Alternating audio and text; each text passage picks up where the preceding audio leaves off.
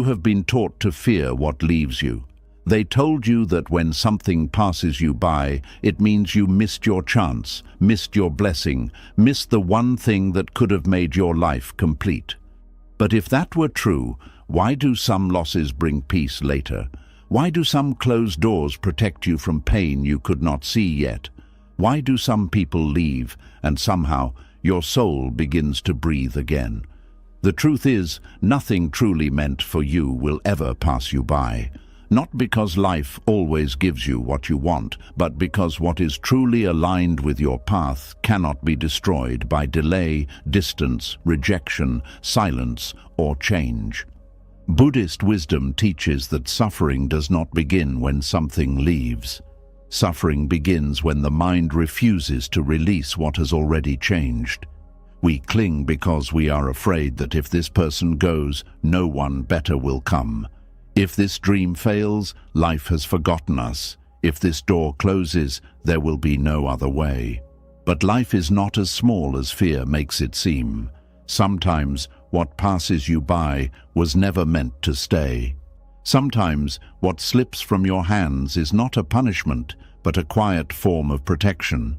Sometimes what you call rejection is only redirection wearing a painful face. Tonight, as you listen to these teachings, something inside you will begin to soften. The panic to hold on will lose its power. The questions that have been circling your mind will grow quieter, and you will start to see that letting go is not losing the life meant for you. It is making space for it. You will understand that what is real does not need to be chased with fear, begged for in desperation, or forced to remain by anxiety. What belongs to your path will meet you with clarity, with peace, and with timing your heart is ready to receive. This is not just a message about destiny. This is a lesson in trust, patience, surrender, and the deep peace of knowing that what is truly yours cannot miss you, and what misses you was never the final answer. Are you ready? Let us begin. And now that we have opened the door to that deeper kind of peace, the kind that does not shake every time life changes its mind, we have to begin with the question most people carry quietly inside them. It is the question that comes at night when the room is silent. It comes after someone leaves, after an opportunity disappears, after a prayer seems unanswered, after life refuses to move according to your plan. You ask yourself, was this meant for me? And behind that question, there is often another question hiding underneath it. Am I safe? Am I forgotten? Did I lose the one thing I was supposed to have? There is a kind of fear that does not always look like fear. Sometimes it looks like faith. Sometimes it sounds like destiny. Sometimes it hides behind beautiful phrases like, "What is meant for me will find me." And yes, there is comfort in that. There is truth in it too. But if we are not careful, we can use destiny like a blanket to cover anxiety instead of actually healing it. We can repeat the words, not because we trust life, but because we are terrified that life may not choose us. We can say, "What is meant for me will come," while secretly checking every sign, every silence, every delay, every message, every closed door, trying to force the future to reassure us. That is where the hidden anxiety begins. It does not begin with the thing you lost. It begins with the belief that you must know today what life is still unfolding slowly. There is a pain that comes from not knowing if that person will return, not knowing if the dream will work, not knowing if the door that closed was protection or rejection, not knowing if the delay is a lesson, a warning, or simply life taking its own time. And because the mind hates uncertainty, it starts building stories. It says, maybe I did something wrong. Then it says, maybe I missed my chance. Then it says, maybe nothing good is coming. Before you know it, you are not living in the present anymore. You are living inside a courtroom in your own head, trying to judge a future that has not arrived. Buddhist wisdom invites us to look at this gently but honestly. It teaches that much of our suffering comes from craving certainty in a world that is built on change. We want life to give us a written guarantee. We want a sign that says, "Do not worry, this is yours." We want every person, every dream, every opportunity, every season to tell us exactly where it is going before we allow ourselves to rest. But life does not always speak that way. Life often speaks through unfolding, through waiting, through loss, through silence, through the slow revealing of what could not be understood at the beginning. And that is hard because the mind wants answers faster than wisdom can grow. You may have noticed this in your own life. Something happens, and immediately the mind runs ahead. Someone stops calling, and the mind begins writing an entire story. A plan fails, and the mind says, "This is the end." A door does not open, and the mind says, "I am being punished." But is that always true? Or is it possible that the mind is simply afraid of empty space? Is it possible that the mind would rather create a painful explanation than sit quietly with no explanation at all? This is why people often use destiny as a way to calm fear. When life feels uncertain, saying, "If it is meant for me, it will come," can feel like medicine. But Buddhist teaching asks us to go deeper. It asks, are you saying this from trust, or are you saying this because you cannot bear not knowing? There is a big difference. One brings peace, the other creates another form of clinging. When you truly trust, your body softens, your breath slows, you stop trying to control every movement of life. You still care, you still act wisely, you still show up, but you are not shaking inside. You are not begging the universe for proof every 5 minutes. You are not reading meaning into every small delay. You are not treating silence like a weapon pointed at your heart. You are able to say, "I do not know yet, but I can still be here. I can still breathe. I can still live today." But when destiny is used to cover anxiety, the words may sound peaceful while the heart is still restless. You say, "What is meant for me will not pass me by." But then you keep checking, waiting, obsessing, forcing, comparing, fearing. You are not really resting in trust. You are trying to use a spiritual sentence to control the pain of uncertainty. And this is where Buddhist wisdom becomes very practical. It does not ask you to pretend you are calm. It asks you to notice where you are not calm. It asks you to bring awareness to the place inside you that keeps needing life to promise you everything before you can feel safe. Because the real question is not only, is this meant for me? The deeper question is, why do I feel like I cannot be okay unless I know? That question can change your life. Many people do not suffer only because they lost something. They suffer because they believe the loss has decided their worth. They think, if this person did not choose me, maybe I am not enough. They think, if this opportunity passed me by, maybe I am behind in life. They think, if this dream is delayed, maybe I have failed. But Buddhist wisdom reminds us that events are not personal verdicts. A closed door is not always a judgment. A delay is not always rejection. A person leaving is not always proof that you were unlovable. Sometimes conditions simply change. Sometimes what you wanted depended on many moving parts you could not see. Sometimes life is not punishing you. It is just moving according to causes, conditions, timing, choices, and consequences. This is one of the most freeing teachings in Buddhism. Things arise because of conditions, and things pass away because conditions change. A flower blooms when the soil, sunlight, water, and season come together. It does not bloom because you screamed at it. It does not bloom because you were anxious enough. It does not bloom because you kept checking the ground every hour. It blooms when the conditions are right. And if the conditions are not right, forcing does not create a flower. It only creates frustration. Your life is not so different. Some things need the right conditions to stay. Some relationships need maturity, honesty, readiness, respect, and shared direction. Some dreams need discipline, timing, preparation, and emotional strength. Some doors need you to become someone who can walk through them without losing yourself. And sometimes, when something does not happen now, it does not mean it will never happen. It may mean the conditions are not complete. It may mean your heart is still being trained. It may mean your mind is still too attached to the outcome. It may mean life is protecting you from receiving something before you are ready to hold it with wisdom. But anxiety does not like that answer. Anxiety wants certainty now.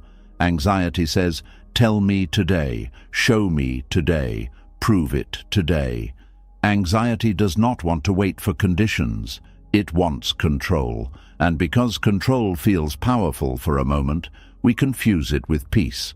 We think if we can just know the outcome, we will finally relax.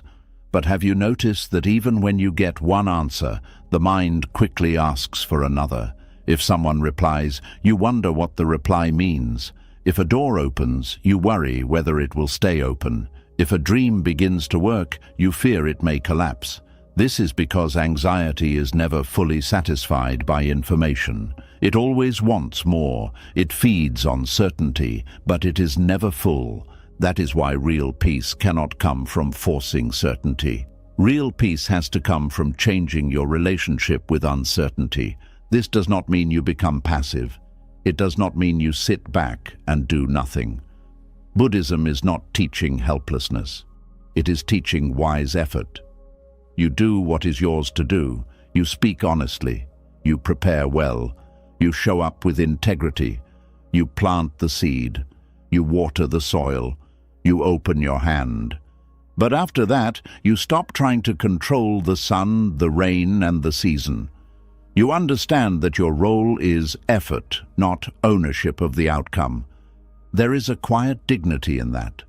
A person who lives this way becomes harder to break, not because nothing hurts them, but because they no longer turn every uncertainty into a threat. They can want something without worshipping it. They can love someone without making that person the landlord of their peace. They can work toward a dream without believing their whole identity will collapse if it takes longer than expected. They can say, I care deeply, but I will not destroy myself trying to force what is not ready. That is the beginning of freedom. The hidden anxiety behind what is meant for me often comes from a fear of being left behind by life. You look around and see other people moving forward. Someone is getting married. Someone is buying a house. Someone is building a career. Someone is being chosen, promoted, loved, celebrated, remembered. And quietly, a small voice inside you says, "What about me?" You may not say it out loud, but you feel it. You feel that ache of comparison. You wonder if life has skipped your name. You wonder if the things meant for you somehow went to someone else. But Buddhist wisdom would ask you to pause and look carefully. Are you seeing reality, or are you seeing your fear through other people's lives? Because comparison is one of anxiety's favorite disguises. It makes you believe that someone else's timing is proof that your timing is wrong.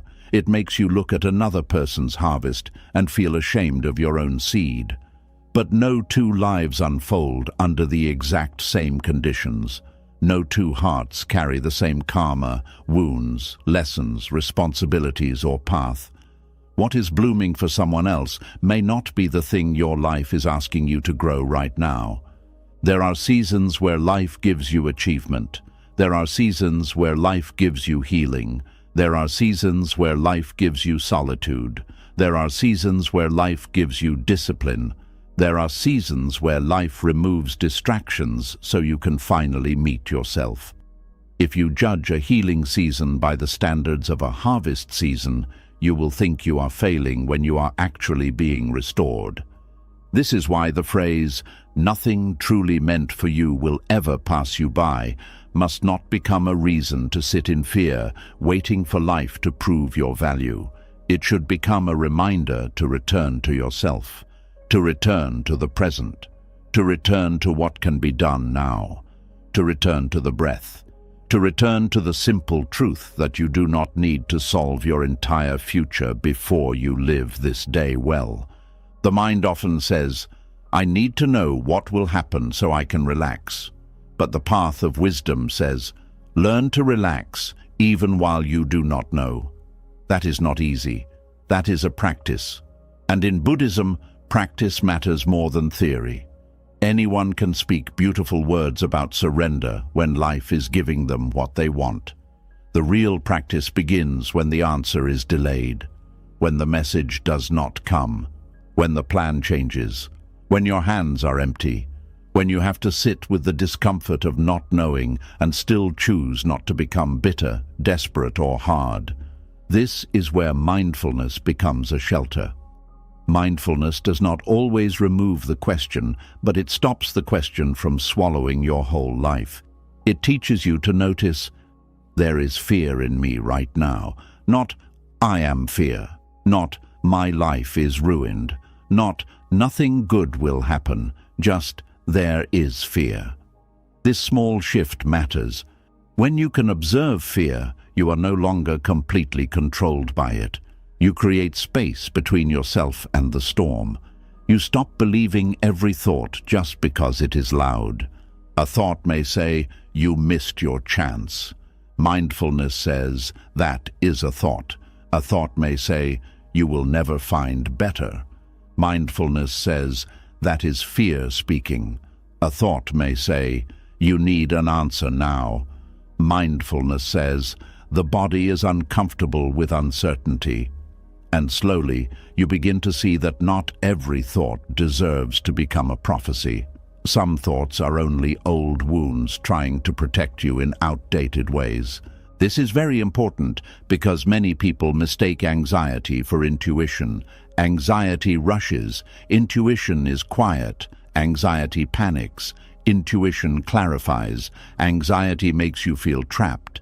Intuition gives you a simple knowing without violence inside your chest. Anxiety says, "Do something now or everything will fall apart." Intuition says, "Pay attention." Anxiety demands certainty. Intuition accepts truth. When you are attached to an outcome, it becomes difficult to hear clearly, because fear starts speaking in the language of guidance. You may think life is warning you, when really your nervous system is just afraid of being disappointed again. That is why Buddhist letting go begins with seeing clearly, not forcing yourself to stop caring, not pretending you are above desire, not shaming yourself for wanting love, success, stability, or answers. It begins with honesty. I want this. I am afraid to lose it. I do not know what will happen. I am trying to control life because I feel unsafe. That kind of honesty is powerful. It brings the hidden anxiety into the light, and anything brought into the light begins to lose its secret power over you. You do not have to punish yourself for being afraid. Fear is human. Wanting certainty is human. Wanting to know whether something is meant for you is human. The problem is not that the question appears. The problem begins when the question becomes your home, when you live inside it day after day, when you stop eating with peace, sleeping with peace, working with peace, praying with peace, because your whole inner world is waiting for one answer. That is when the mind becomes a cage. Buddhist wisdom does not say, never desire. It says, understand desire. Look at what your desire is doing to you. Is it opening your heart or shrinking your life? Is it helping you act with wisdom or making you abandon your dignity? Is it bringing patience or panic? Is it connected to love or is it connected to fear? These questions are not meant to shame you. They are meant to free you, because sometimes what we call destiny is really attachment wearing spiritual clothing. You may say, but I feel it so strongly. Surely that must mean it is meant for me. But intensity is not always truth. Sometimes intensity is a wound being touched. Sometimes the thing that feels magnetic is not aligned with your peace. It is familiar to your pain. Sometimes you want something deeply because it matches an old pattern, not because it belongs in your future. This is why Buddhism teaches observation before action. Sit with the feeling, watch it. Do not immediately obey it. Do not immediately fight it. Let it reveal its nature. A wholesome desire may remain steady even when you are calm. An anxious attachment often becomes weaker when you stop feeding it with fantasy. This is a lesson many people learn through heartbreak. They believed someone was meant for them because the feeling was powerful, the connection was intense, the longing was deep. The thought of losing them felt unbearable. But later, after the storm passed, they looked back and realized that what they called love was mixed with fear, hunger, insecurity, and the need to be chosen. They were not only holding the person, they were holding the version of themselves they thought that person would finally prove. If they choose me, I am enough. If they stay, I am safe. If this works, my life makes sense. That is too much weight to place on another human being. Nothing truly meant for you will require you to abandon yourself to keep it. Nothing truly meant for you will demand that your peace be sacrificed as payment. What is aligned with your path may still challenge you, but it will not require constant self-betrayal. It may stretch you, but it will not make you disappear. It may ask for patience, but it will not feed on your panic. When you understand this, the question changes. Instead of asking, "Is this meant for me?" you begin asking, "Who am I becoming while I hold on to this?" That question is more honest. Some people hold on to a dream and become disciplined, humble, focused, and courageous. That is beautiful. Others hold on to a dream and become jealous, bitter, exhausted, and blind to everything else. Some people love someone and become kinder, wiser, more open, more grounded. Others love someone and become anxious, suspicious, dependent, and disconnected from themselves. The object of desire is not the only thing that matters. The state of your heart matters too. Buddhist teaching always brings us back to the mind, because the mind colors the world. Two people can face the same uncertainty. One becomes patient and attentive, the other becomes restless and destructive. The difference is not always the situation. Sometimes it is the relationship they have with their own thoughts. If your mind believes uncertainty is danger, every delay will feel like an attack. If your mind learns that uncertainty is part of life, every delay becomes something you can meet with steadiness. This does not mean you will never cry. It does not mean you will never miss what left. It does not mean your hands will not tremble when you release something you loved. Letting go is not cold. It is not emotionless. It is not pretending the heart is made of stone. Letting go means you stop making your suffering sacred. You stop saying, "Because I hurt, I must hold on." You stop using pain as proof that something belongs to you. Pain proves that you are human. It does not always prove that something is meant to stay. Sometimes the hidden anxiety behind destiny is really the fear of emptiness. You do not only fear losing the person, you fear the silence after they leave. You do not only fear missing the opportunity, you fear not knowing who you are without chasing it. You do not only fear the closed door, you fear standing in the hallway with nothing to distract you from yourself. But emptiness is not always the enemy. In Buddhism, emptiness can become a doorway. When something leaves, space appears. At first, that space feels unbearable because you were used to filling it with hope, worry, planning, longing, or control. But if you do not rush to fill it, something else begins to appear there. Clarity, self-respect, rest, insight, a quieter kind of strength. This is why you do not need every answer today. Some answers would not help you yet because you are not ready to understand them without turning them into another form of attachment. Some answers only make sense after your emotions settle. Some truths can only be received by a calmer version of you. Have you ever looked back at something that once broke your heart and finally understood why it could not continue? At the time, you wanted an explanation immediately. You wanted life to defend itself. You wanted the pain to make sense. But months or years later, you saw what you could not see then. You saw the hidden mismatch, the quiet warning signs, the way you were shrinking, the way your desire was louder than your wisdom. That is why patience is not weakness. Patience is not doing nothing. Patience is allowing reality enough time to reveal itself fully. A restless mind tears open the seed to check if it is growing. A patient mind waters it and waits. This is not easy in a world that trains you to demand instant answers. We live in a time where messages are instant, results are measured quickly, and silence feels offensive. But the soul does not grow by the same speed as technology. Healing takes time, wisdom takes time, trust takes time. Some blessings take time because they are not only bringing you something, they are making you ready to receive it without losing balance. The phrase, "what is meant for me," becomes healthier when it is joined with responsibility. It is not an excuse to avoid effort. It is not a reason to ignore your part.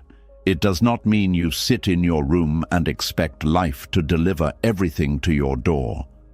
Buddhist wisdom teaches right effort. This means you act with sincerity, discipline, and care, but you do not poison your effort with desperation. You send the message, but you do not beg for love. You apply for the opportunity, but you do not decide your worth by the answer. You work on the dream, but you do not hate your present life while waiting for it to grow.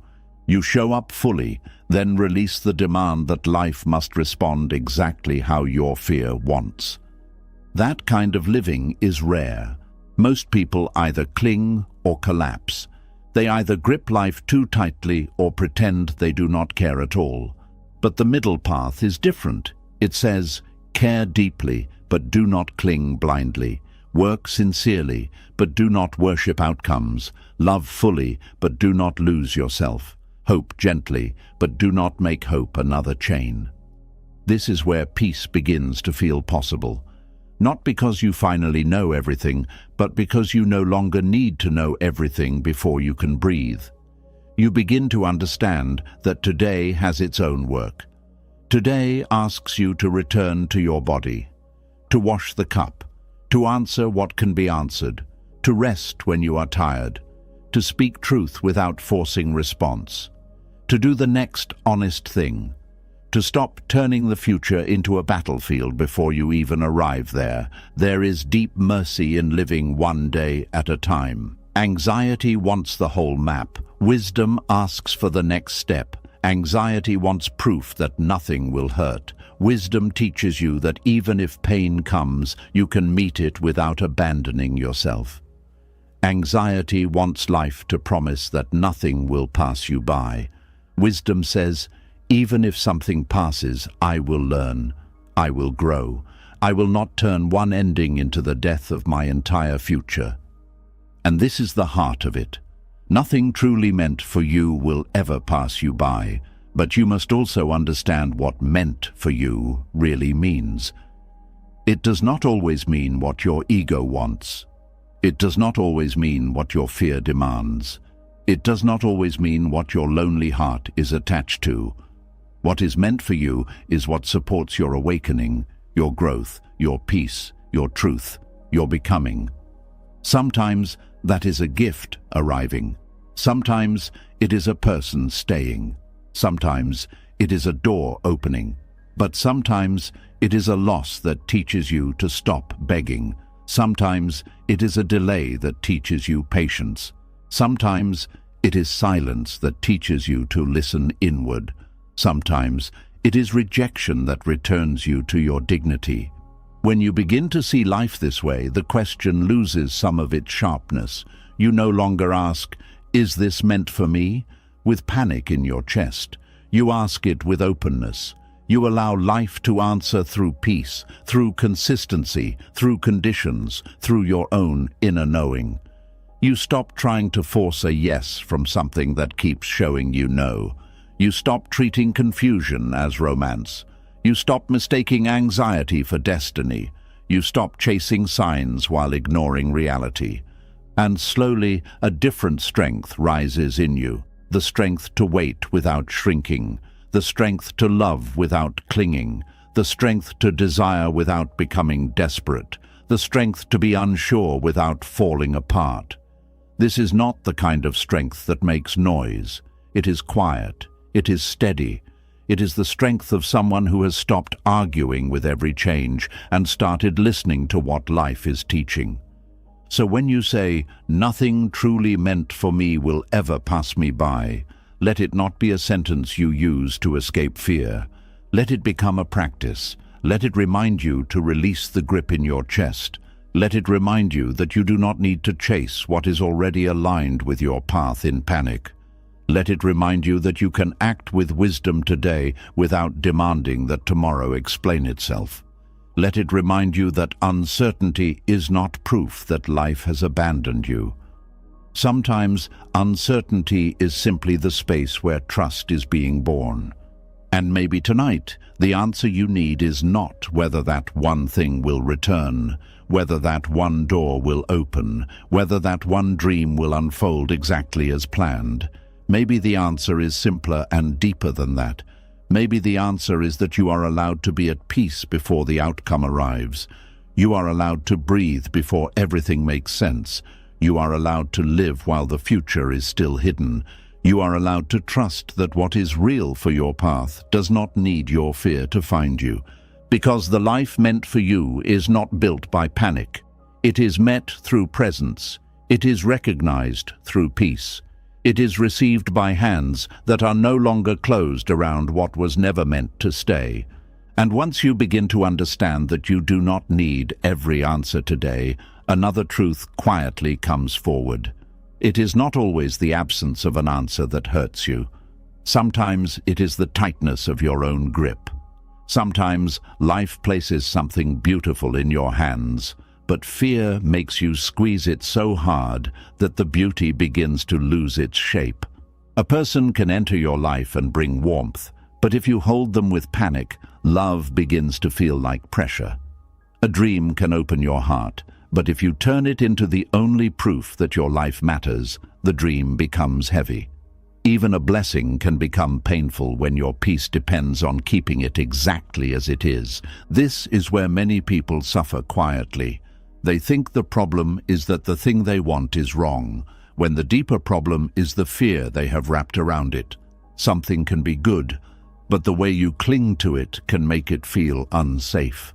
Something can be aligned, but your anxiety can turn it into a burden. Something can be meant to bless your life, but if you try to own it, control it, and force it to stay in one form forever, you begin to suffer inside the very thing you once prayed for. There is a strange sadness in finally receiving something and still not feeling free. You get the attention, but now you fear losing it. You get the opportunity, but now you worry it will disappear. You get the relationship, but now every silence feels dangerous. You get the open door, but now you are afraid one mistake will close it. You thought having it would bring peace, but instead, it awakened a new fear. This is how clinging works. It does not only attach to what is absent, it can attach to what is present too, and when it does, it whispers, "Now that you have this, you must never lose it." That whisper is what makes the right thing feel wrong. Buddhist wisdom teaches that attachment is not the same as love, care, or commitment. Attachment is the fear-based grip that says, "I cannot be okay unless this stays the way I want." Love gives room to breathe. Attachment closes the room and locks the door. Love sees the other person, the dream, the moment, or the opportunity as something to honor. Attachment sees it as something to possess. Love can be present. Attachment is always reaching ahead, trying to secure tomorrow before tomorrow comes. And because attachment is always afraid, it cannot truly enjoy what it holds. This is why someone can be in a relationship and still feel lonely. They are not fully with the person. They are with their fear of losing the person. They are studying every tone, every delay, every change in energy. They are not listening with openness. They are listening for danger. They are not resting in connection. They are guarding against abandonment. So even when love is present, the nervous system does not feel loved. It feels threatened. And the heart becomes tired, not because love is wrong, but because clinging has turned love into survival. This can happen with dreams too. A person may begin with a pure dream. They want to create, serve, build, grow, or become better. At first, the dream gives them energy. It wakes up something alive inside them. But little by little, if they begin to cling, the dream changes. It stops being a path and becomes a test of worth. Every delay becomes humiliation. Every mistake becomes proof of failure. Every person ahead of them becomes an enemy in their mind. What once made them feel inspired now makes them feel small. The dream did not become wrong. The grip became painful. This is one of the hidden traps of desire. Desire can begin as a spark, but attachment turns it into a chain. The spark says, "Move toward this." The chain says, "You are nothing without this." The spark brings energy. The chain brings fear. The spark invites effort. The chain demands obsession. And if you do not notice the difference, you may think your suffering means you should try harder, when really, your suffering is telling you to loosen your grip. There is a simple sign to watch for. When something is healthy for you, it may challenge you, but it does not constantly make you abandon your center. It may ask you to grow, but it does not make you live in panic. It may stretch your patience, but it does not require you to destroy your peace every day just to keep it alive. What is truly aligned with your life does not need you to become frantic to protect it. It will need care, yes. It will need honesty, effort, maturity, and attention, but it will not need fear as its foundation. Fear can imitate devotion. It can say, "I am only holding on because I care." But caring has a different energy. Caring is steady. Caring is willing to listen. Caring is able to make wise choices even when emotions are strong. Fear is different. Fear grips. Fear monitors. Fear over-explains. Fear begs. Fear cannot rest. Fear says, "If I stop pushing, everything will disappear." But anything that can only survive through panic is not giving you peace. It is keeping you trapped. This is why clinging makes even good things feel heavy. The mind begins to create imaginary losses before they happen. You may be sitting beside someone you love, but instead of enjoying that moment, your mind is already asking, "What if they leave?" You may be working on something meaningful, but instead of giving your best today, your mind is already asking, "What if this fails?" You may have a rare chance in front of you, but instead of honoring it, your mind is calculating every possible way it could go wrong. You are physically present, but emotionally, you are living at the funeral of a future that has not even died. And the sad thing is, the more you cling, the less you can receive. A closed fist cannot feel the softness of what it holds. It only feels tension. In the same way, a clinging heart cannot enjoy love. It cannot enjoy growth. It cannot enjoy success. It cannot enjoy the present moment. It is too busy trying not to lose it. Buddhist teachings often point us back to the nature of impermanence. Everything changes, not as a threat, but as a truth. Relationships change, bodies change, seasons change, work changes, feelings change, desires change. Even the version of you who wanted something so badly may change. Clinging suffers because it secretly demands that life stop moving. It wants a moment to become permanent. It wants a person to remain exactly as they were when they made you feel safe. It wants an opportunity to guarantee your future. but life cannot be frozen without becoming lifeless. A flower is beautiful partly because it does not last forever. A sunset touches the heart because it is passing. A kind conversation matters because it happens in a moment that will not repeat in the exact same way. This does not make life meaningless. It makes life precious. But attachment cannot see preciousness. Attachment only sees threat. It says, because this can change, I must hold it tighter. Wisdom says, because this can change, I must be fully here while it is here. That is a different way to live. When you stop clinging, you do not love less. You love more clearly. You no longer turn the other person into your emotional property. You no longer turn the dream into your identity. You no longer turn the outcome into the judge of your worth. You allow things to be alive instead of forcing them to become your security blanket. You begin to understand that real connection cannot breathe under control. Real purpose cannot grow under obsession. Real peace cannot be built on the fear of loss. There are people who hold relationships like a bird in their hands. If they grip too tightly, they harm what they love. If they open their hands completely with no care, the bird may fly away without being sheltered.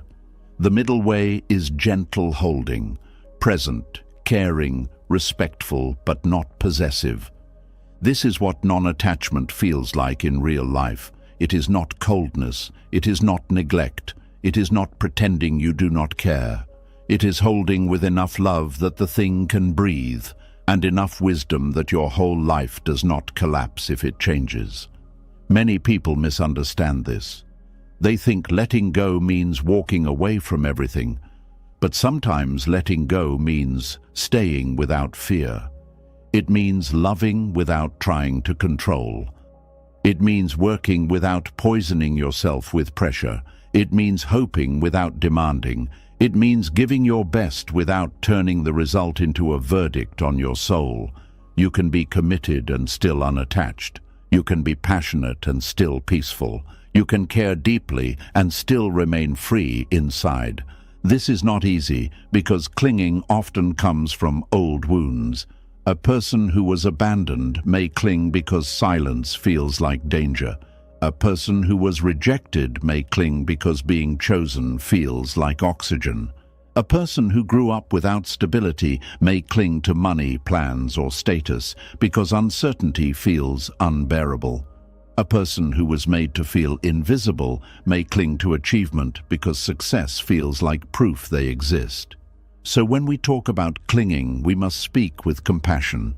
People do not cling because they are weak. They cling because something inside them is scared. But compassion does not mean we allow fear to rule our lives.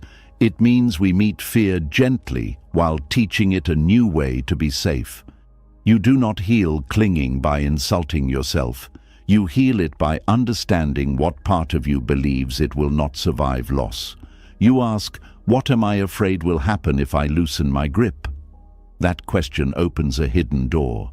Maybe you are afraid you will be forgotten. Maybe you are afraid there will be no second chance. Maybe you are afraid your life will become empty. Maybe you are afraid that without this one thing, you will have to face a deeper loneliness inside you. Once you see the fear clearly, you can stop confusing the object with the wound. You may think, I need this person. But the deeper truth may be, I need to feel safe. You may think, I need this success. But underneath it may be, I need to feel worthy. You may think, I need this plan to work. But underneath it may be, I need to feel that my life is not falling apart. When you see the real need, you can begin healing at the root instead of clinging to the branch. This is where Buddhist practice becomes very powerful. It teaches you to watch craving as it rises, not to obey it immediately, not to fight it violently. Just watch.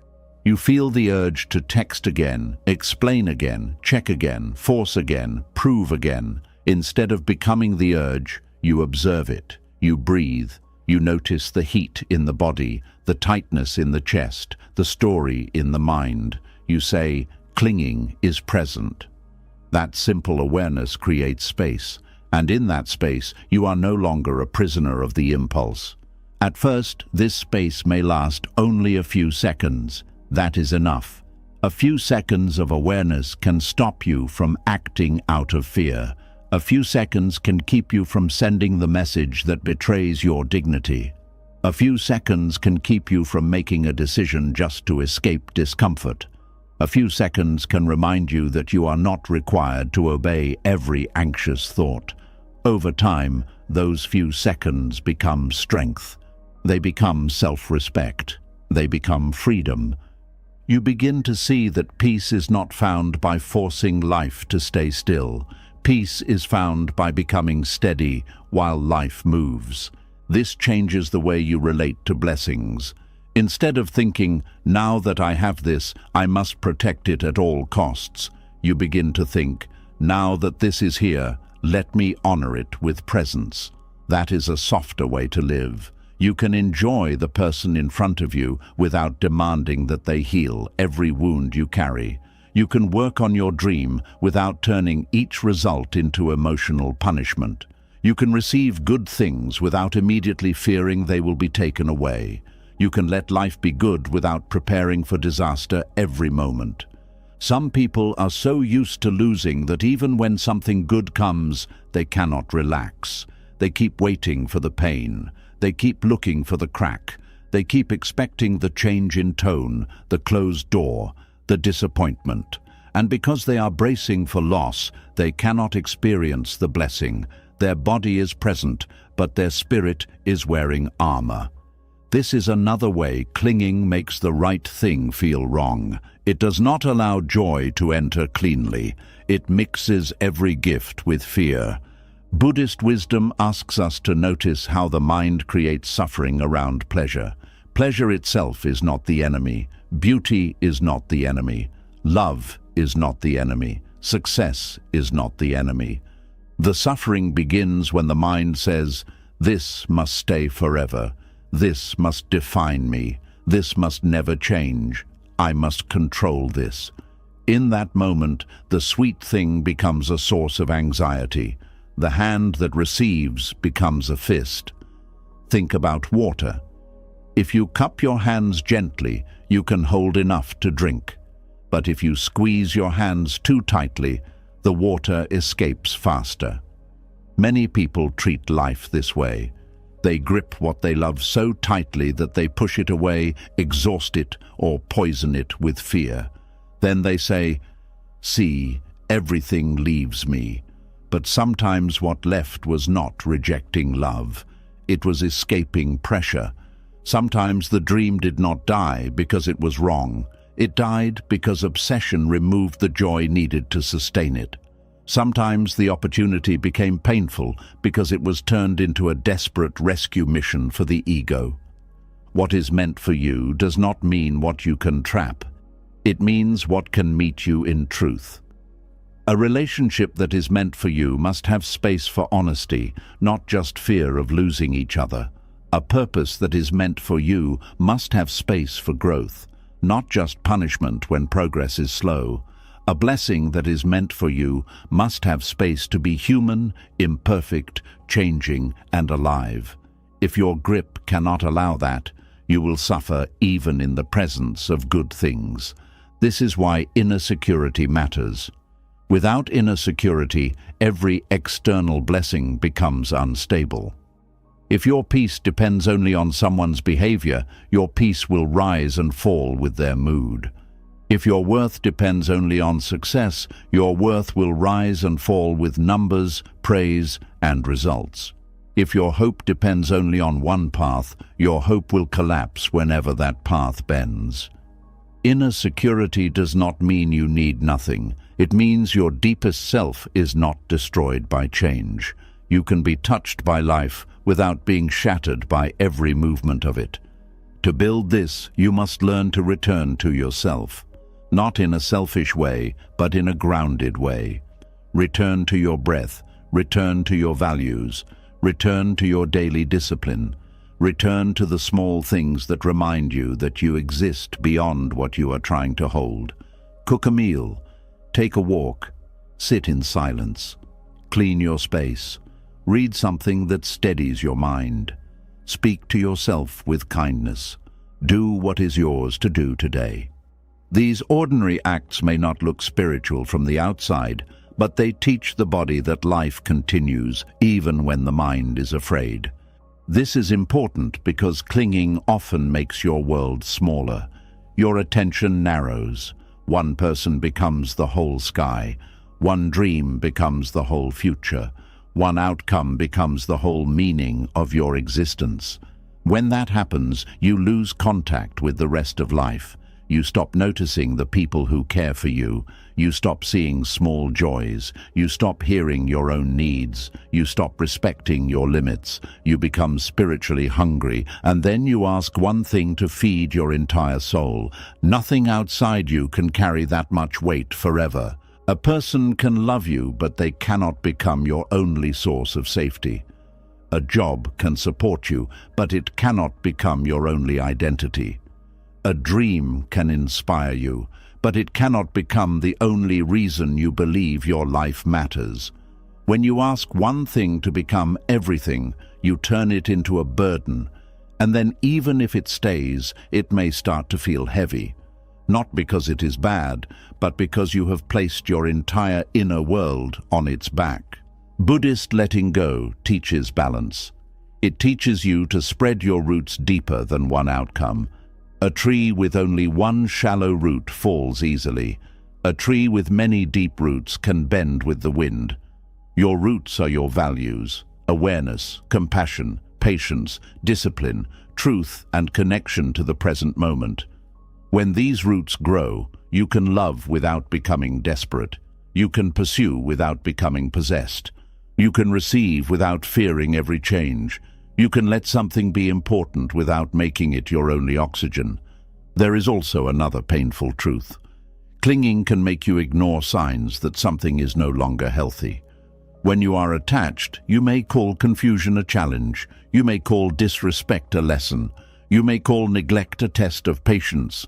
You may call constant anxiety a deep connection. You may keep saying, "Maybe this is meant for me," because you do not want to face what reality is showing you. But Buddhist wisdom asks us to respect what is present, not only what we hope could be present. Reality is a teacher, but many people keep arguing with it. They want potential to be enough. They want memories to be enough. They want promises to be enough.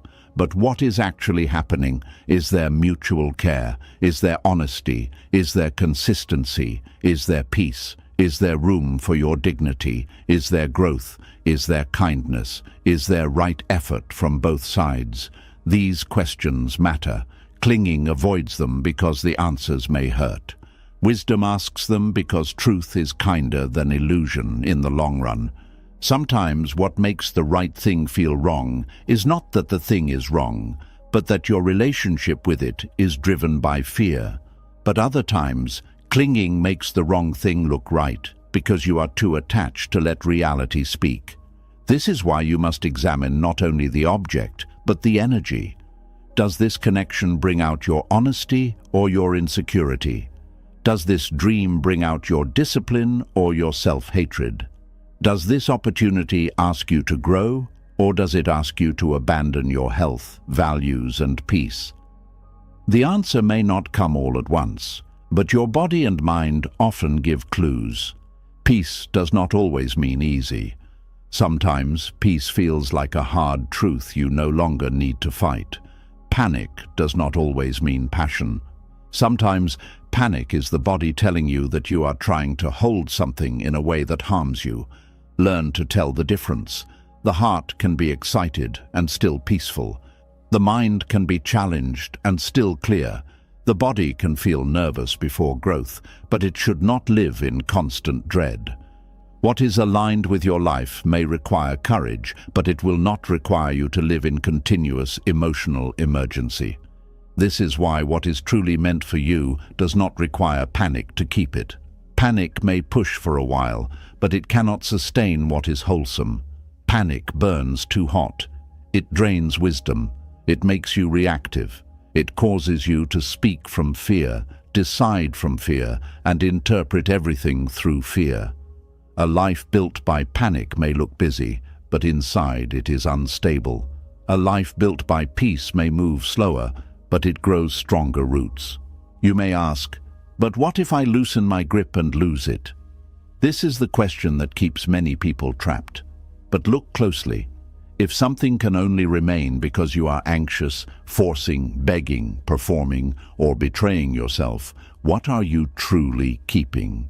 Are you keeping love, or are you keeping a struggle? Are you keeping purpose, or are you keeping pressure? Are you keeping a blessing, or are you keeping an identity you are afraid to release? Letting go of panic does not mean you throw away what matters. It means you stop feeding it with fear. You can still nurture the relationship. You can still work hard. You can still show up. You can still care, but your energy changes. You stop trying to squeeze certainty from life. You stop demanding that the present become a contract for the future. You stop treating every change as danger. You start trusting that what is healthy will not be destroyed by your calmness. In fact, many good things grow better in calmness than they ever could in fear. Think of a garden. If you keep digging up the roots to check whether the plant is growing, you damage what you are trying to protect. If you flood it with too much water because you are afraid it will dry out, you drown it. If you stand over it every minute, demanding fruit before the season, you exhaust yourself and still cannot force the harvest. A wise gardener cares, but does not panic, waters, but does not drown, waits, but does not abandon, trusts the process, but still shows up. This is the kind of relationship we are invited to have with life. The same is true for love. Love needs attention, but also air. It needs honesty, but also trust. It needs closeness, but also respect for each person's inner world. When clinging enters, love becomes surveillance. You start watching for proof instead of offering presence. You start needing constant reassurance, not because reassurance is always wrong, but because the wound inside you has no bottom. No amount of reassurance feels enough when fear is the one receiving it. This is why healing must happen within you too. Otherwise, even the most caring person will feel like they are pouring water into a cracked cup. The practice is not to shame yourself for needing reassurance.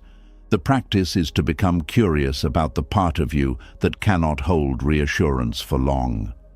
What story is it carrying?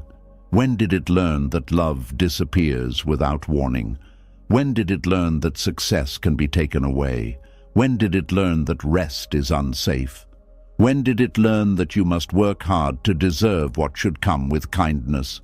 These questions lead you inward, and inward is where real freedom begins. Because clinging is rarely just about the present.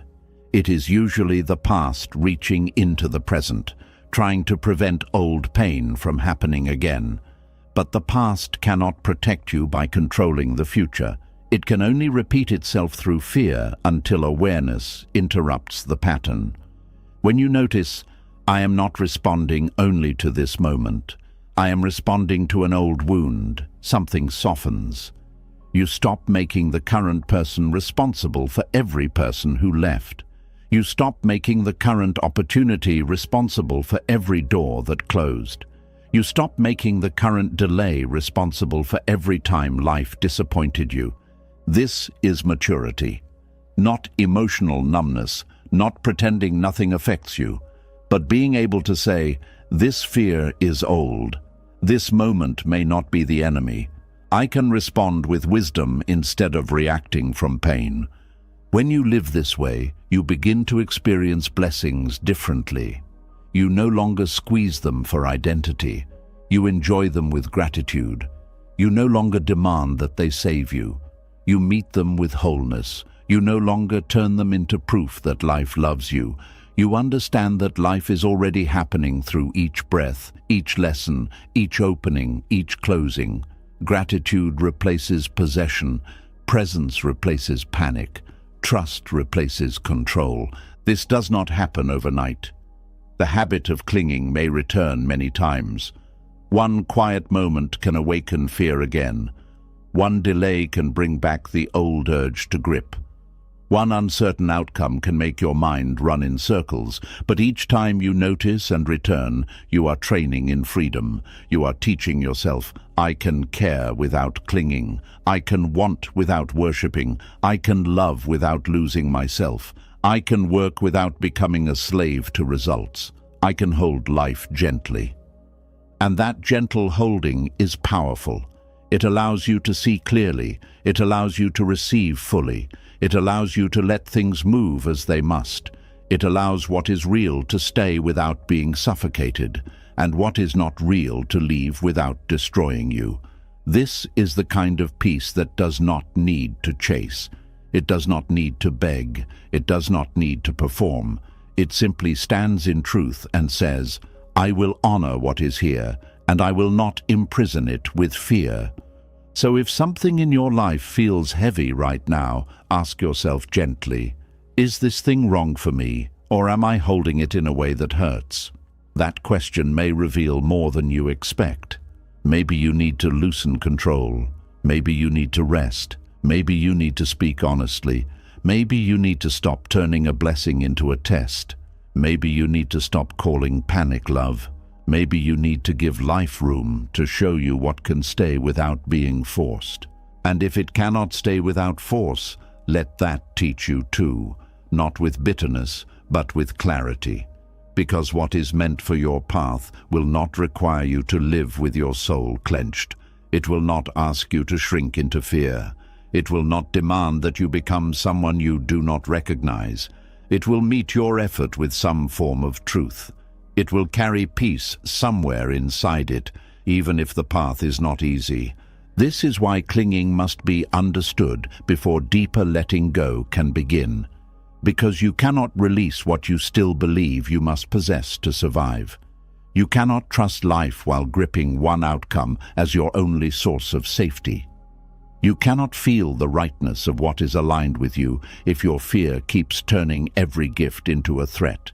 The hand must soften, the breath must return.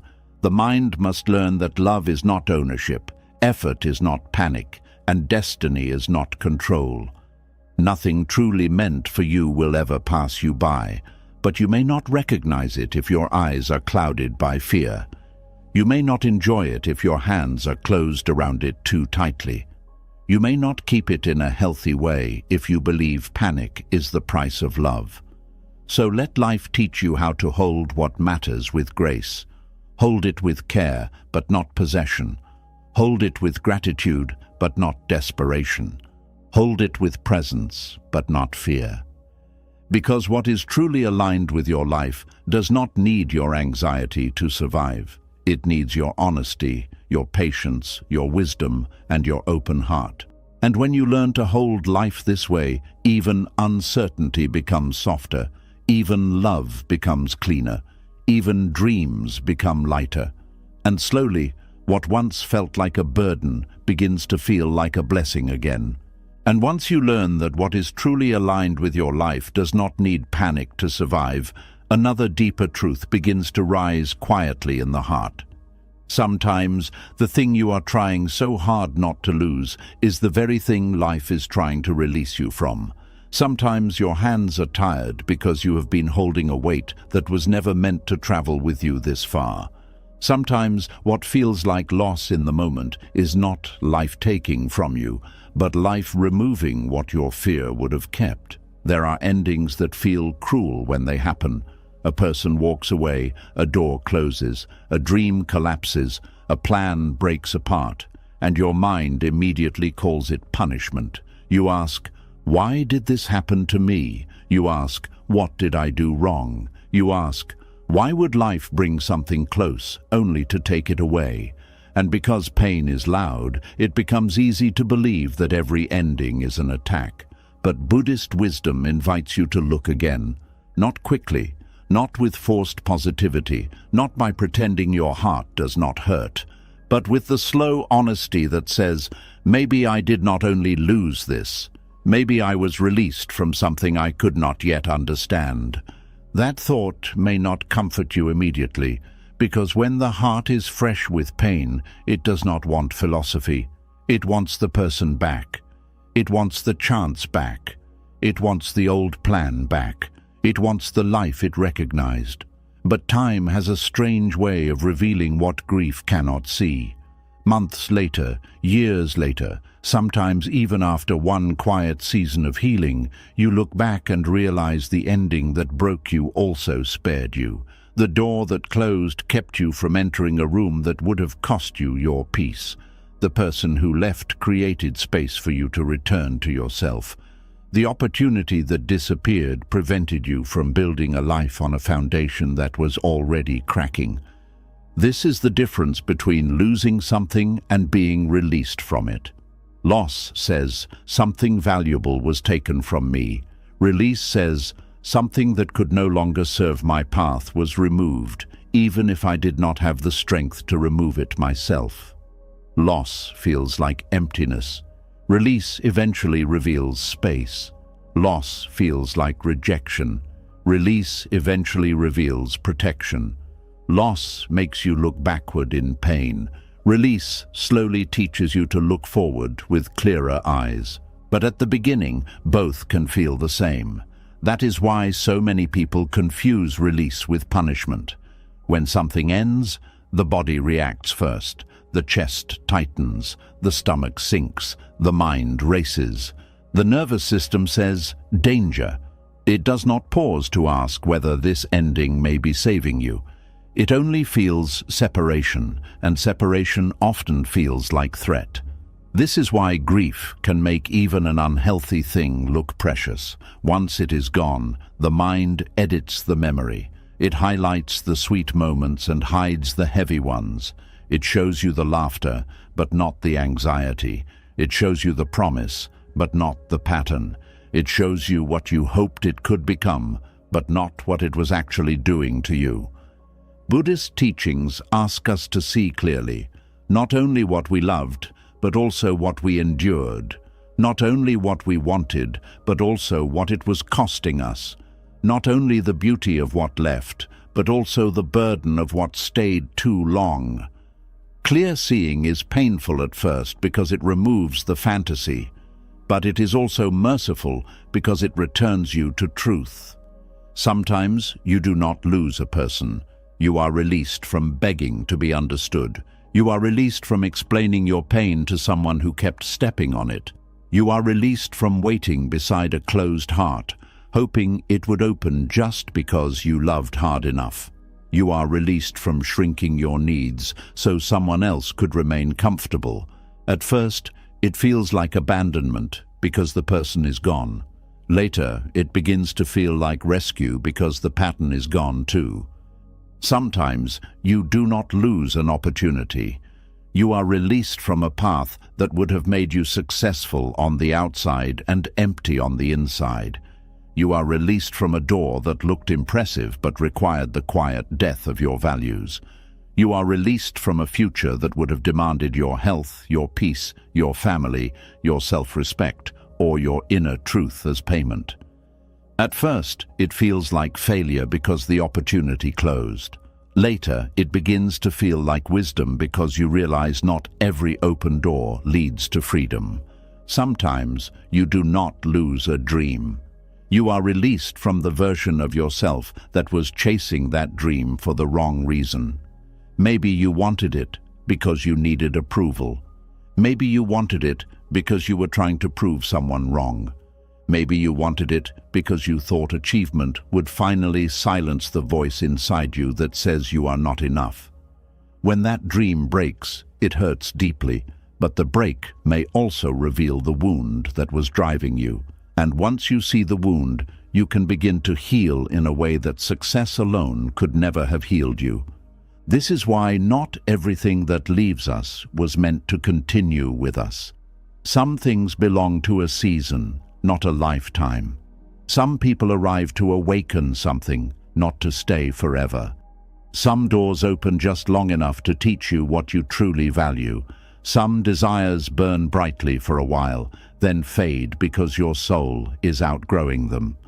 This does not make the experience meaningless. It only means its purpose was not permanence. The mind often believes that if something mattered, it must last. But life does not work that simply. A conversation can change you and still be brief. A relationship can teach you and still end. A place can shape you and still no longer be home. A dream can guide you for a season and still not be the final road. In Buddhist understanding, everything is conditioned. Everything arises when causes come together, and everything changes when those causes shift. This is not a tragedy, it is the nature of life. The problem begins when the heart demands that every meaningful thing become permanent. That demand turns natural change into personal injury. It makes you believe that because something ended, it failed. But many things complete their purpose by ending. The ending is not always proof that something went wrong. Sometimes the ending is how the lesson finishes. The chapter closes because the teaching has been delivered, even if the heart still wants to reread the same page. Think of a medicine.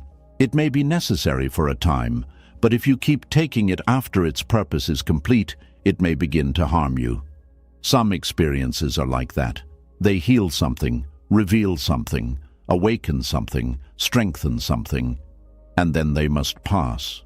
But because you remember how they helped you once, you keep trying to hold them forever. You say, "This was good for me." But was it good for who you are becoming now? Was it good for the season you are entering? Was it still nourishing, or were you holding on to it because you were afraid of what life would ask of you next? This is a hard question, but it is a freeing one. There are people you could not have become yourself without meeting, but that does not mean you were meant to walk with them forever. There are places that gave you safety when you needed shelter, but that does not mean you were meant to remain there when your spirit was ready to grow. There are dreams that gave you direction when you were lost, but that does not mean they were the final destination. Release often hurts because it asks you to stop confusing the tool with the temple, the lesson with the lifetime, the stepping stone with the home. Buddhist wisdom teaches us to observe life without immediately turning every change into a story of blame. The mind loves blame because blame gives pain a target. If someone leaves, the mind wants to blame them, blame yourself, blame timing, blame the world. If something fails, the mind wants a villain. But release is sometimes more subtle than blame. Sometimes no one has to be evil for something to end. Sometimes the conditions simply no longer support the continuation. Sometimes two people grow in different directions. Sometimes the dream that once fit becomes too small. Sometimes the path narrows, so you are forced to take another road. This does not mean there is no pain. Pain is real, grief is real, disappointment is real. Buddhism does not ask you to deny them. It asks you not to build a false identity around them. You can say, "This hurts," without saying, "Life is against me." You can say, "I miss what was," without saying, "Nothing good will come again." You can say, "I do not understand this yet," without saying, "This ending has destroyed my future." That difference matters. One allows grief to move through you. The other turns grief into a prison. When you are being released from something, the first sign may be exhaustion. Not ordinary tiredness, but a deep inner draining that comes from staying where your spirit is no longer at peace. You may still love the person, but your body feels tense around them. You may still want the dream, but every step feels like self-betrayal. You may still believe the door should open, but forcing it is making you bitter. You may still call it hope, but it no longer gives life to your heart. It only keeps you waiting in pain. Sometimes release begins before the actual ending. You feel it quietly. The conversation no longer lands the same way. The place that once felt safe begins to feel small. The goal that once excited you begins to feel hollow. The connection that once brought warmth now brings confusion. But because the mind fears change, it argues with these signs. It says, maybe I am overthinking. It says, maybe I should try harder. It says, maybe if I become better, this will feel right again. And yes, there are times when effort is needed, but there are also times when extra effort is only fear refusing to accept what the soul already knows. The body often knows when something is no longer aligned before the mind admits it. There may be a heaviness before meeting someone, a tightness before saying yes, a quiet sadness after getting what you thought you wanted, a sense of shrinking in spaces where you once hoped to expand. These signals are not always dramatic. They can be very soft, but wisdom listens to softness before life has to become loud. Many people wait until something becomes unbearable before they accept release. They wait until the relationship breaks them, the job harms their health, the dream turns into resentment, the habit steals their joy. But life often whispers before it shakes. It gives small signs. It gives discomfort. It gives repeated lessons. It gives inner unease. It gives a lack of peace. When we ignore the whisper, the ending may come more forcefully, not because life is cruel, but because we were unwilling to move when the truth was still gentle. This is why some endings feel sudden, even though they were forming for a long time. The relationship did not collapse in one day. The dream did not fade in one moment. The opportunity did not become wrong overnight. The signs were there, but hope edited them. Fear excused them. Attachment covered them. Then, when the ending finally came, it felt like a shock. But the soul had been receiving warnings quietly for a while. Buddhist practice helps us become honest before life has to be harsh. Through mindfulness, we learn to notice where we are forcing, where we are shrinking, where we are pretending, where we are holding on to an image instead of reality. Mindfulness is not just sitting quietly with closed eyes. It is seeing clearly while life is happening. It is hearing the sentence you keep repeating to yourself and asking, is this true or is this fear? It is noticing the body's tension and asking, what am I refusing to admit? It is watching your own attachment and asking, am I protecting love or am I protecting a fantasy? The difference between losing and being released becomes clearer when you look at what the ending creates over time. Some losses leave pain, but they also open clarity. They bring grief, but also breath. They take away the familiar, but they return your dignity. They remove what you wanted, but they restore what you had been sacrificing. At first, all you see is what is gone. Later, you begin to see what came back. Your sleep, your voice, your self-respect, your creativity, your quiet, your ability to laugh without checking someone's mood, your ability to make choices without fear, your ability to hear your own thoughts again. That is release. It may not feel like a blessing at first. In fact, most releases feel like heartbreak in the beginning. Protection often arrives in a form the ego does not like. The ego wants protection to feel soft, obvious, and pleasant. But sometimes protection feels like disappointment. Sometimes it feels like being denied. Sometimes it feels like being left out. Sometimes it feels like watching something you wanted go to someone else. Sometimes it feels like being forced into a silence you did not choose. Only later do you realize that the thing you begged to keep would have taken more from you than you knew how to give. There is a story many hearts know too well. You prayed for something to stay. You fought for it. You cried over it. You replayed every moment, asking what you could have done differently. Then one day, after enough time passed, you saw the truth. You saw that you were not loved in the way you needed. You saw that you were not respected in the way you deserved. You saw that the path would have trapped you. You saw that the version of you who wanted it was afraid, lonely, or wounded. And suddenly, the ending did not look like life taking from you. It looked like life refusing to let your fear write the rest of your story. This does not mean every painful ending will make sense immediately. Some things take a long time to understand. Some endings remain tender. Some questions do not receive clean answers. But even when you do not fully understand, you can practice trusting that not everything removed from your life is removed to harm you. Some things are removed because they have completed their work.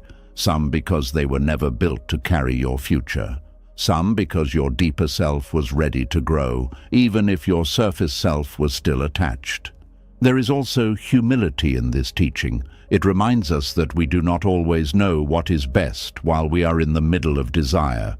The mind is very convincing when it wants something. It gathers evidence, it builds arguments. It says, "This must be mine." It says, "I cannot lose this." It says, "This is the only way." But the mind often sees only the part it wants to see. It does not see the hidden cost. It does not see the long-term consequence. It does not see who you will become if you keep betraying yourself. It does not see the door waiting behind the door you keep knocking on. Buddhist teachings do not ask us to mistrust our hearts, but they do ask us to purify our seeing. A heart clouded by craving does not see clearly. It sees through hunger. It sees through fear. It sees through old wounds. That is why silence, meditation, patience, and honest reflection matter. They allow the dust to settle. When the dust settles, you may discover that what you thought was a loss was actually a removal of confusion. You may discover that what you thought was abandonment was actually the end of a cycle. You may discover that what you thought was failure was actually the collapse of a false path. Some endings are protection from repetition.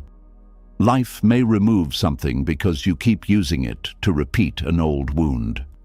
You keep choosing people who make you prove your worth. You keep chasing opportunities that make you feel valuable only when you are exhausted. You keep entering places where your voice becomes smaller.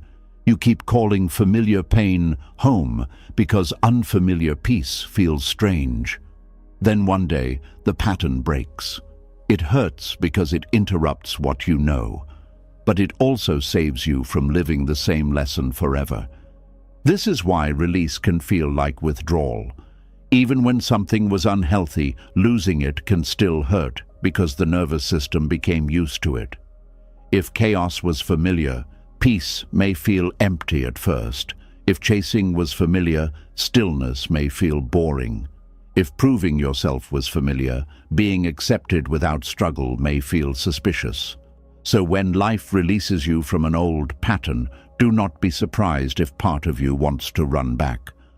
That does not always mean the old thing was right. It may only mean your body has not yet learned how to feel safe in freedom. Freedom can feel lonely before it feels peaceful. The space after release can feel too quiet. You may miss the drama because drama kept your mind occupied. You may miss the chase because the chase gave you direction. You may miss the pain because pain became part of your identity. This is why the sacred work after an ending is not to fill the space too quickly. If you rush, you may replace one chain with another. You may find a new person, a new obsession, a new plan, a new distraction, not because it is right, but because silence feels uncomfortable. Buddhist wisdom teaches us to sit with the space, to let the heart settle, to let the mind stop shaking, to let the body learn that emptiness is not death. In that space, you begin to meet yourself without the noise of what you were clinging to. You ask, what was I giving away to keep that? You ask, what did this ending return to me? You ask, what did I ignore because I was afraid to let go? These questions are not meant to trap you in the past. They are meant to extract wisdom from it so you do not repeat it unconsciously. When something leaves, do not only ask why it left, ask what it revealed. Did it reveal where you were too dependent? Did it reveal what you truly need? Did it reveal a lack of boundaries? Did it reveal your strength? Did it reveal that you had been surviving instead of living? Did it reveal that your peace had been missing for a long time? Every ending carries information. If you only grieve what is gone, you may miss what the ending is teaching. This is how pain becomes wisdom, not by pretending it did not hurt, but by refusing to let it be wasted. There is a quiet maturity in being able to bless what has completed its role, not immediately, not artificially, but eventually. You may one day say, "Thank you for what you taught me, and I release what you can no longer be in my life." That is not weakness, that is inner freedom. It means you are no longer demanding that the past become different before you allow yourself to move forward. It means you are no longer trying to force an expired season to produce new fruit. It means you have stopped asking a closed chapter to explain your whole life. Some people stay emotionally tied to what left because they believe releasing it means admitting it never mattered. But release does not erase meaning. It honors meaning without demanding permanence. You can say, "This mattered and it is over." You can say, "I loved this and I am letting it go." You can say, "This shaped me and I do not need to carry it forever." These sentences are painful, but they are also clean. They allow love and truth to exist together. Not every ending needs to be hated. Not every person who leaves needs to become an enemy in your story. Not every closed door needs to be cursed. Sometimes bitterness is just attachment wearing armor. It keeps you connected to what hurt you by giving you a reason to keep thinking about it. But peace does not require you to hate what ended. Peace asks you to stop feeding the bond through resentment. You can hold people accountable in your mind. You can remember the truth. You can protect yourself. But you do not have to keep drinking poison just to prove the wound was real. In Buddhist practice, compassion includes yourself too. If you are grieving an ending, do not shame yourself for taking time. Do not say, "I should be over this." Do not compare your healing to someone else's. The heart releases in layers. First, it releases the physical presence. Then, it releases the hope. Then, it releases the story. Then, it releases the identity built around the story. Each layer takes patience. Some days you will feel free. Other days, an old memory will pull you back. That does not mean you are failing. It means the mind is learning a new path. Be gentle, but be honest. Gentleness without honesty becomes avoidance. Honesty without gentleness becomes cruelty toward yourself. You need both. You need the softness that says, "This hurts," and the clarity that says, "I cannot return to what was harming me." You need the compassion that allows tears, and the wisdom that does not turn tears into a reason to reopen the door. This balance is part of letting go. The more you practice, the more you will recognize release when it is happening. You will stop seeing every ending as proof that life is against you. You will start asking, what is this making room for? Not in a shallow way, not as a quick slogan, but as a deep inquiry. What part of me is being returned? What illusion is being removed? What strength is being awakened? What truth can no longer be ignored? What future would I have missed if this had stayed? Sometimes the answer is not another person or another opportunity. Sometimes what the ending makes room for is a different version of you, a calmer you, a wiser you, a you who no longer begs for crumbs, a you who can stand in silence without falling apart, a you who can choose peace even when desire is still speaking, a you who understands that being released from something is not the same as being rejected by life. And this is where the teaching becomes deeply personal. Nothing truly meant for you will ever pass you by, but not everything that enters your life is meant to continue with you. Some things come to awaken your discernment. Some come to expose your attachment. Some come to teach forgiveness. Some come to teach boundaries. Some come to show you your own hunger. Some come to prepare you for a deeper peace you would not have chosen if comfort had remained. So when something ends, pause before you call it punishment. Let the pain speak, but do not let pain become the only narrator. Let time reveal what emotion cannot. Let your body rest. Let your mind clear. Let reality show you whether the ending took life from you or returned life to you. You may discover that the thing you called loss was a doorway. You may discover that what you called failure was protection. You may discover that what you called abandonment was the beginning of coming home to yourself. And if you are in that space right now, where something has just left and you cannot yet see the blessing, you do not have to force understanding. You do not have to smile before your heart is ready. You do not have to call it good while it still feels unbearable. Just take the next breath. Let the truth unfold slowly. Let the ending be an ending before you rush to explain it. Sometimes wisdom does not arrive as a loud answer. Sometimes it arrives as a quiet morning when you realize you no longer miss the cage just because it once felt familiar. That is the mercy hidden inside release. It may hurt at first, but it does not come to destroy you. It comes to separate you from what your fear could not release, from what your attachment kept defending, from what your future could not carry. And one day, when enough time has passed, you may look back at the very thing you cried over and whisper, "I understand now. I was not only losing something, I was being set free." Because the path meant for you cannot fully open while you are still chained to what has completed its time. The hands must empty, the heart must soften, the eyes must clear. And when life removes what you could not put down, it may not be punishment at all. It may be grace arriving in a form your wounded heart did not yet know how to recognize. And after seeing that some endings are not punishments but quiet forms of release, we now have to look at one of the most difficult truths on the path of letting go. Sometimes the thing we believe life removed from us was not truly meant for us in the first place. Sometimes what made it feel so powerful was not destiny, but desire. Sometimes the heart wants something so badly that the mind begins to call it a sign, a calling, a blessing, a soul connection, a once-in-a-lifetime chance. And because the feeling is deep, we assume it must be true.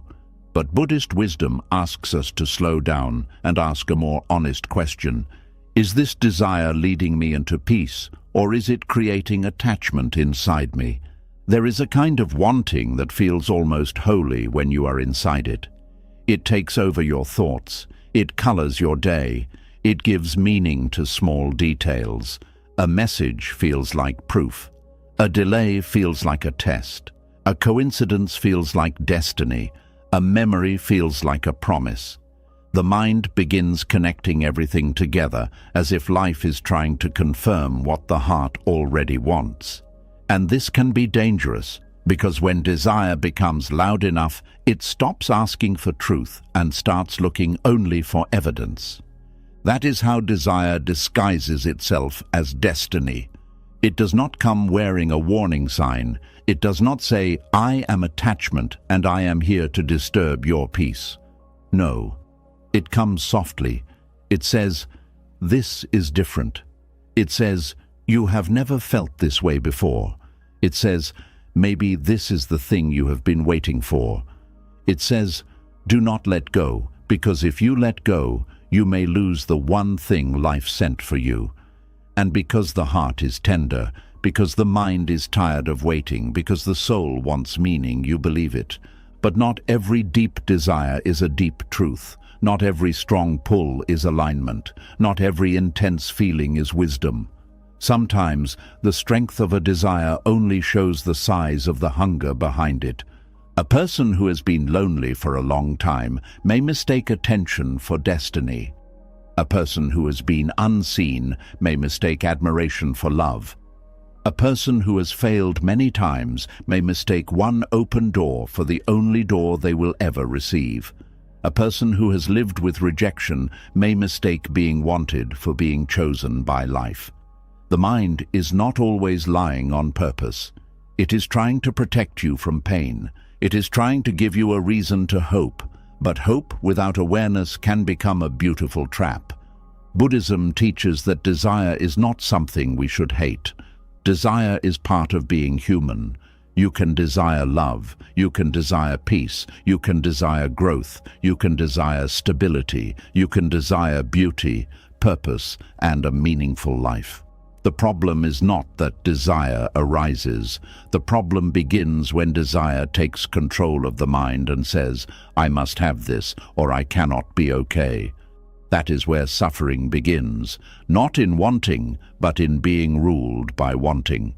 There is a great difference between a desire that points you toward growth and a desire that pulls you away from yourself. A healthy desire may inspire effort, patience, learning, and courage. It gives energy without stealing your center. It may challenge you, but it does not make you blind. An attached desire is different. It makes you restless. It makes you interpret everything according to what you want. It makes you ignore signs. It makes you sacrifice your peace. It makes you treat uncertainty like torture. It makes you believe that not getting this one thing would mean something is wrong with your life. That is why the examination of desire is so important. Buddhism does not say, do not want anything. It says, look closely at what wanting is doing to you. Is it opening your heart or tightening your chest? Is it making you kinder or more desperate? Is it helping you become more awake or making you live in fantasy? Is it rooted in love or fear? Is it connected to truth or to a wound that wants to be covered? These questions can feel uncomfortable because they strip desire of its costume. And sometimes when the costume comes off, we realize we were not chasing destiny. We were chasing relief. We wanted someone because we believed their love would finally make us feel chosen. We wanted success because we believed applause would finally silence our insecurity. We wanted a certain life because we believed it would prove we did not waste our years. We wanted a door to open because we believed that if it stayed closed, it would mean life had rejected us. But these are heavy meanings to place on any person, dream, or outcome. No external thing can permanently heal an inner wound that we refuse to meet. This is why desire can become confusing. It attaches itself to something outside you, but its root is often inside you. You think you are longing for that specific person, but you may be longing for safety. You think you are longing for that specific achievement, but you may be longing for worth. You think you are longing for that specific future, but you may be longing for certainty. You think you are longing for that specific answer, but you may be longing for peace. When you do not know the deeper longing, the surface desire becomes exaggerated. It becomes bigger than it really is. It becomes the sun around which your whole life revolves. You start saying, this must be meant for me, not because you have truly seen it clearly, but because you have attached your emotional survival to it. This is why Buddhist wisdom teaches us to pause before believing the story desire tells. Desire is a storyteller. It can take a small moment and turn it into a prophecy. It can take one kind word and build an entire future. It can take one opportunity and turn it into the only path. It can take one feeling and call it fate. But a feeling is not always a final truth. A feeling is something to observe. It arises. It changes. It intensifies. It fades. It may carry information, but it should not become your master. Have you ever wanted something so badly that you ignored what was obvious? The inconsistency, the lack of peace, the one-sided effort, the way your body felt unsettled, the way your values were being bent, the way your mind kept trying to explain away what your spirit already knew. This is one of desire's strongest tricks. It can make reality look negotiable. It can make you say, maybe I am being too sensitive, when you are actually being warned. It can make you say, maybe I just need to wait, when you have already been waiting far beyond wisdom. It can make you say, maybe this pain is part of the journey, when the pain is really showing you that you are forcing something that does not bring peace. This does not mean every difficult thing is wrong. Growth can be uncomfortable. Love can require patience. A meaningful path can ask for discipline. But there is a difference between difficulty that strengthens you and difficulty that empties you. There is a difference between a challenge that grows your wisdom and a struggle that keeps you begging for crumbs. There is a difference between a path that requires effort and a path that requires self-abandonment. Desire often blurs these lines because it wants what it wants. That is why the heart must be trained to listen beyond excitement. Excitement is not bad, but it can be unstable. Excitement can come from novelty, mystery, attention, possibility, or fantasy. Peace is deeper. Peace may not always feel dramatic. It may not make your mind race. It may not give you the thrill of chasing. But peace has a quiet honesty to it. It does not need to keep proving itself through emotional highs. It does not constantly pull you between hope and fear. It does not make you feel like you are standing on the edge of a cliff, calling the view beautiful while your body trembles. Desire loves intensity because intensity feels like proof. But intensity can be created by uncertainty. A person who is inconsistent can feel more addictive than someone who is steady, not because the connection is deeper, but because the mind is always waiting for the next drop of reassurance. An opportunity that feels scarce can seem more valuable, not because it is aligned, but because fear of missing out makes it shine brighter. A dream that people admire can seem like your destiny, not because your soul chose it, but because your ego wants recognition. This is where many people mistake emotional activation for spiritual guidance. They think, if I cannot stop thinking about it, it must be meant for me. But sometimes you cannot stop thinking about it because it triggered your insecurity. Sometimes you cannot stop thinking about it because it is unfinished in your mind. Sometimes you cannot stop thinking about it because it gave you a little hope and then withdrew it. Sometimes you cannot stop thinking about it because your nervous system is trying to solve a threat, not because your soul is receiving a sacred message. Buddhist mindfulness helps us separate awareness from obsession. It teaches us to sit with desire without being carried away by it. You can feel the longing and still ask, what is this? You can feel the pull and still watch it. You can feel the ache and still refuse to turn it into a command. This is not suppression. Suppression says, I should not feel this. Mindfulness says, this is what I am feeling and I will see it clearly. That difference matters. What you suppress often returns stronger. What you observe honestly begins to reveal its nature. A useful practice is to ask desire to sit in silence. Do not feed it with fantasy for a moment. Do not replay the scene. Do not build the future. Do not search for signs. Do not argue with reality. Just breathe and let the desire be present without entertainment. If the desire is rooted in truth, it will remain steady without needing constant drama. If it is rooted in attachment, it may become restless, demanding, and afraid. It may start shouting, do something, check again, prove it, hold on, do not lose this.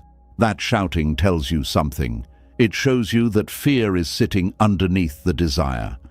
Another way to examine desire is to look at what it asks you to become. A desire aligned with your deeper path will call you into a better version of yourself. More honest, more patient, more courageous, more compassionate, more disciplined, more awake. But a desire rooted in attachment may turn you into someone you barely recognize. You become jealous, anxious, controlling, bitter, secretive, self-neglecting, or constantly afraid. You start making choices that do not match your values. You start accepting less than your dignity deserves. You start calling obsession commitment. You start defending what is harming you because you do not want to face the grief of letting it go. This is one of the clearest signs. If the thing you call destiny keeps requiring you to betray your inner truth, it may not be destiny. It may be desire wearing sacred clothing. What is truly meant for you does not mean it will always be easy, but it will not demand that you lose yourself to keep it. It will not make you smaller and call that love. It will not make you dishonest and call that strategy. It will not make you abandon your peace and call that passion. It will not make you live in constant anxiety and call that proof of depth. There may be struggle, but somewhere inside the struggle, there will be clarity, growth, and a sense that your soul is not being violated. Desire becomes dangerous when it refuses correction. When life shows signs that something is not healthy, desire says, ignore that. When friends speak truth, desire says, they do not understand. When your body feels heavy, desire says, you are just afraid. When the same pain repeats, desire says, maybe next time will be different. And this is how people stay attached to things long after the truth has become visible. Not because they are foolish, but because desire has become part of their identity. To release the desire would feel like releasing the version of themselves that believed in it. There is grief in admitting, maybe I wanted this more than it wanted me. There is grief in admitting, maybe I called it destiny because I was afraid to accept that it was only desire. There is grief in admitting, maybe I was chasing a feeling, not a truth. But this grief is clean. It hurts, but it frees.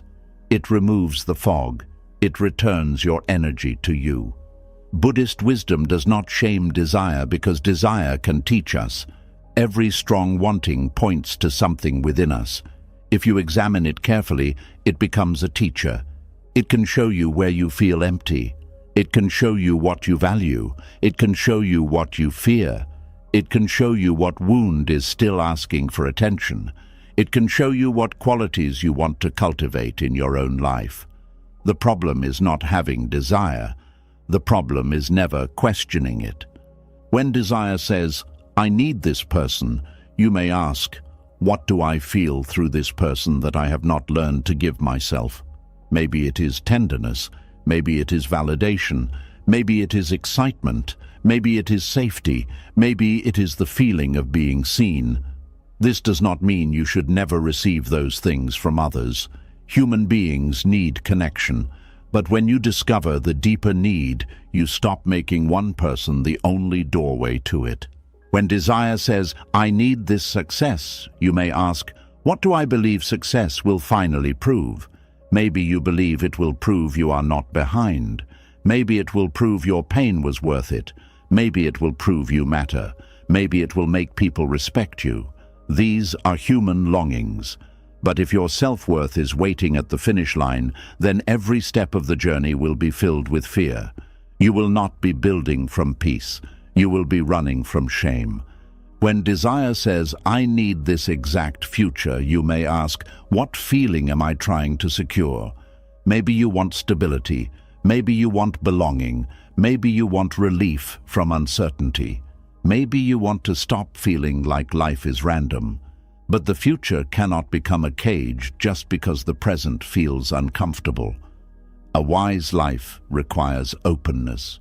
If you become too attached to one picture of how life must unfold, you may miss the blessing that arrives in a different form.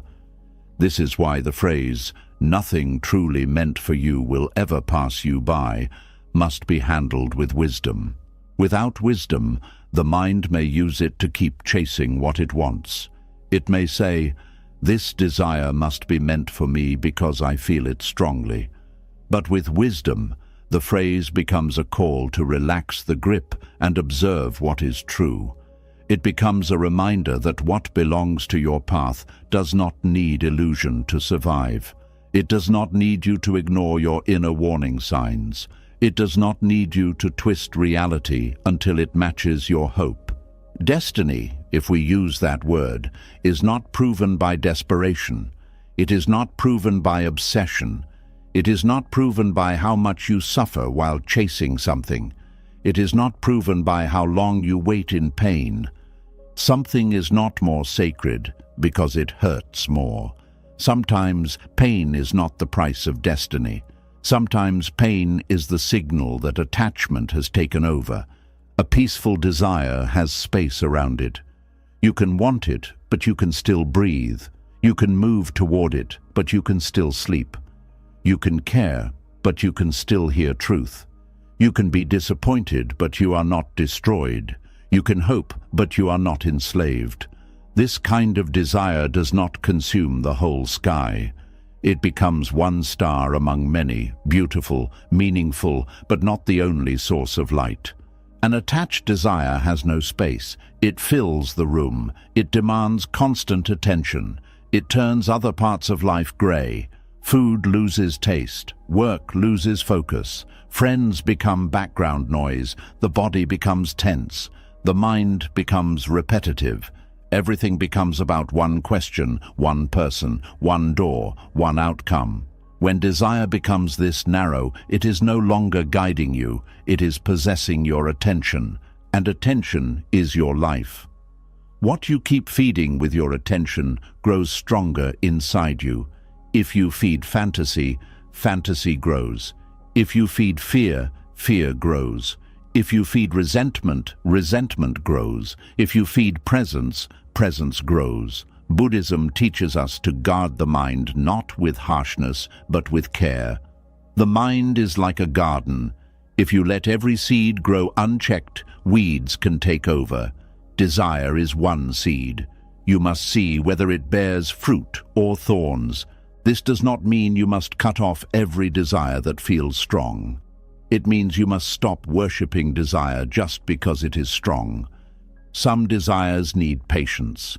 Some need discipline. Some need refinement. Some need to be released. Some need to be transformed. For example, the desire to be loved can become the practice of becoming loving and choosing loving spaces. The desire for success can become the practice of meaningful effort. The desire for certainty can become the practice of trust. The desire for recognition can become the practice of seeing your own value before the world applauds. In this way, desire becomes fuel for awakening instead of attachment. You do not have to destroy the energy. You learn to purify it. You ask, how can this longing lead me back to wisdom? If you long for love, let it teach you not to abandon yourself. If you long for purpose, let it teach you discipline without self-hatred. If you long for peace, let it teach you to stop choosing chaos just because it feels familiar.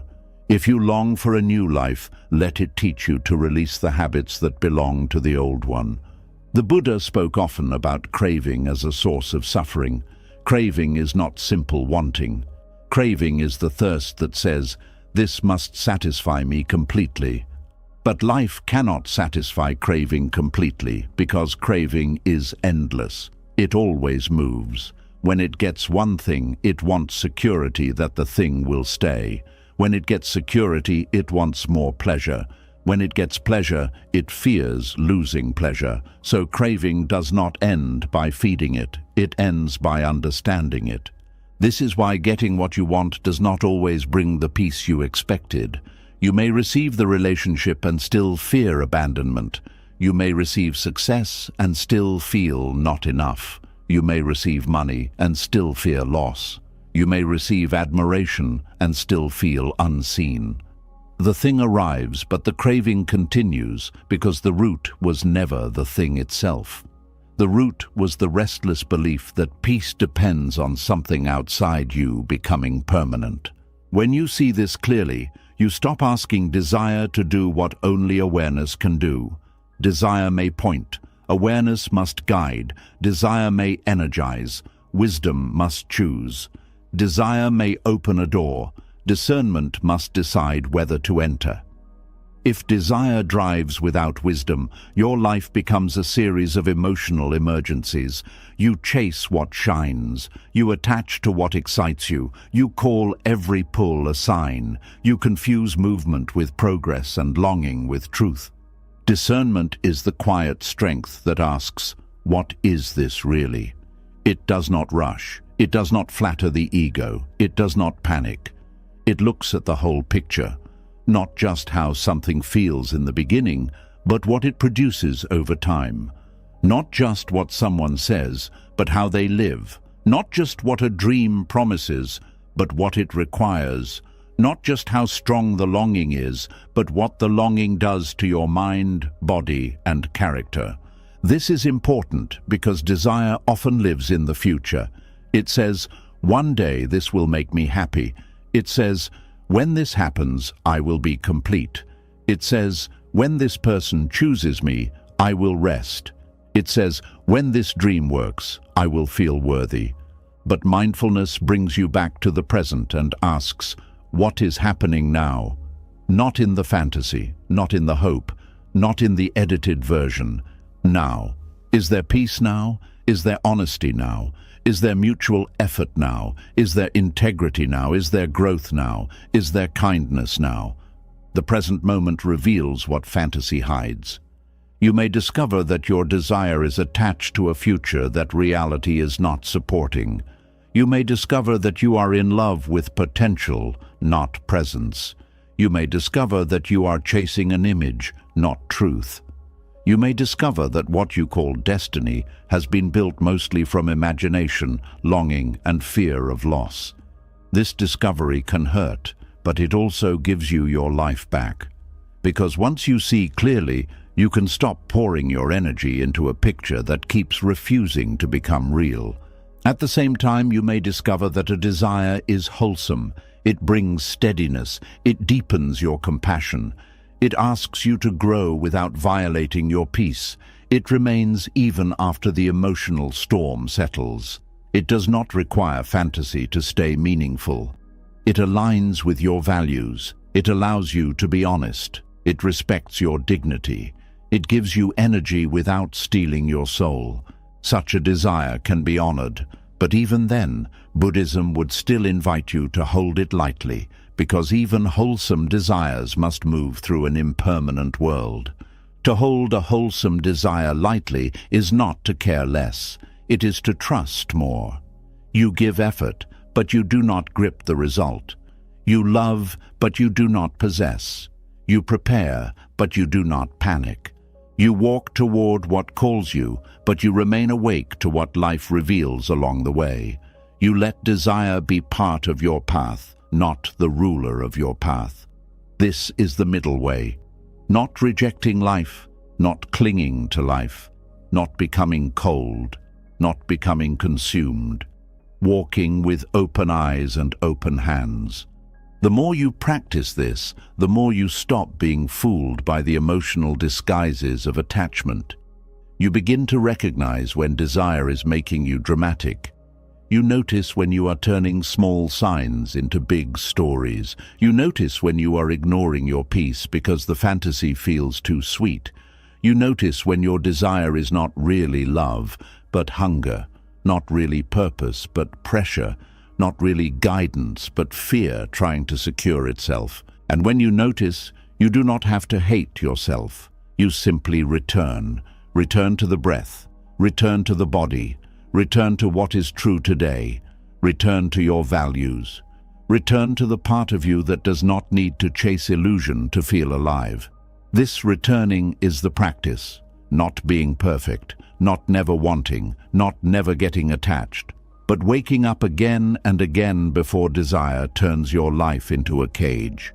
There is great peace in being able to say, I want this, but I will not let wanting blind me. There is great strength in saying, I feel drawn to this, but I will still watch what it does to my peace. There is great freedom in saying, I hoped this was meant for me, but I am willing to see the truth if it is not. These are not weak sentences. They are the words of someone who has begun to trust wisdom more than craving. Because sometimes what is truly meant for you is not the object of your desire. Sometimes what is meant for you is the awakening that comes when the desire is examined. The self-respect you gain when you stop chasing. the clarity you find when you stop fantasizing, the peace that returns when you stop forcing signs, the maturity that grows when you can want something and still choose truth. And maybe this is one of the most compassionate teachings on letting go. Life is not asking you to kill your heart, it is asking you to clean your seeing, to want with awareness, to hope with humility, to love with wisdom, to dream without making your soul a prisoner, to let desire pass through the light of truth before you call it destiny. So when your mind says, "I must have this because I want it so deeply," pause. Place a little space between the wanting and the believing. Ask what the desire is producing inside you. Ask whether it brings peace or restlessness, truth or fantasy, dignity or self-abandonment, openness or obsession. Ask whether you are moving from love or from fear. Ask whether you are listening to life as it is, or only to the story your craving has written. And if the answer reveals attachment, do not be ashamed. Be grateful that you can see. Seeing is the beginning of freedom. Once you see the disguise, desire loses some of its power to control you. You can hold it gently. You can learn from it. You can release what is false within it. You can keep the wisdom and let go of the chain. Nothing truly meant for you will ever pass you by, but desire may try to convince you that everything you deeply want is meant for you. This is why awareness is necessary. What belongs to your path will not require blindness. It will not need fantasy to survive. It will not ask you to ignore your peace. It will meet you in truth, not just intensity. And if something cannot remain when seen clearly, then perhaps it was never destiny. Perhaps it was desire asking to be understood, healed, and finally released. And after learning that desire can disguise itself as destiny, we have to face the painful thing that happens when desire refuses to listen to reality. Because sometimes the heart wants something so badly that it does not only call it destiny, it begins to fight for it, even when every sign is saying, "This door is not opening for you." You knock once and it stays closed. You knock again and it still does not move. You push harder, explain more, wait longer, sacrifice deeper, and tell yourself that persistence is faith. But there is a kind of persistence that comes from wisdom, and there is a kind that comes from fear. One strengthens you, the other slowly empties you. There is a pain that comes from trying to force a door that was never yours. It is not only the pain of rejection, it is the pain of losing yourself while trying to be accepted by what keeps resisting you. It is the pain of giving your energy to a path that does not give life back to you. It is the pain of standing in front of one closed door for so long that you no longer notice the quiet path opening behind you. And this is where many people suffer without understanding why they are so tired. They think they are tired because life is hard. They think they are tired because they have not tried enough. They think they are tired because the dream is big, the person is complicated, the opportunity is difficult, or the timing is slow. But sometimes the deeper truth is this: you are tired because you are pushing against what is not opening naturally. You are spending your spirit on resistance and calling it devotion. Buddhist wisdom does not teach us to quit every time life becomes difficult. That would not be wisdom. Many good things require patience, discipline, courage, and effort. A seed does not become a tree in one day. A calm mind is not built in one sitting. A meaningful life is not shaped without practice.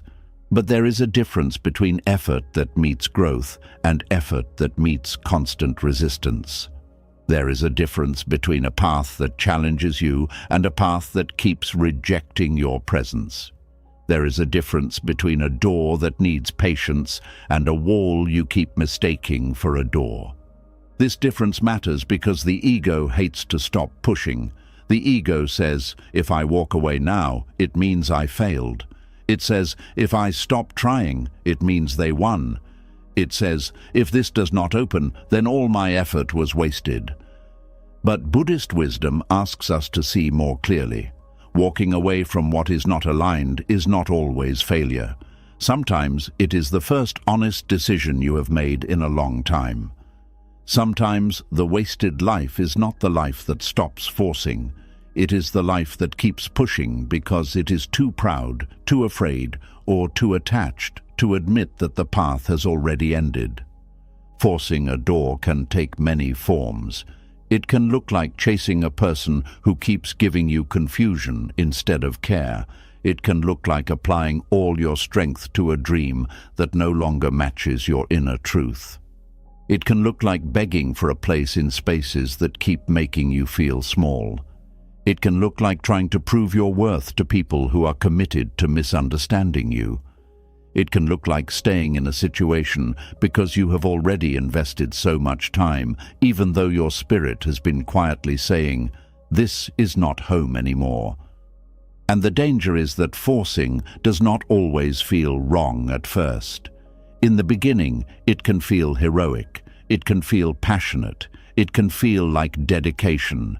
You tell yourself, "I am not giving up." You tell yourself, "Great things take time." You tell yourself, "Maybe this is a test." And sometimes, yes, patience is needed. But if you are honest, there is often a difference in the body. Wise patience may be difficult, but it still has breath inside it. Fearful forcing feels tight.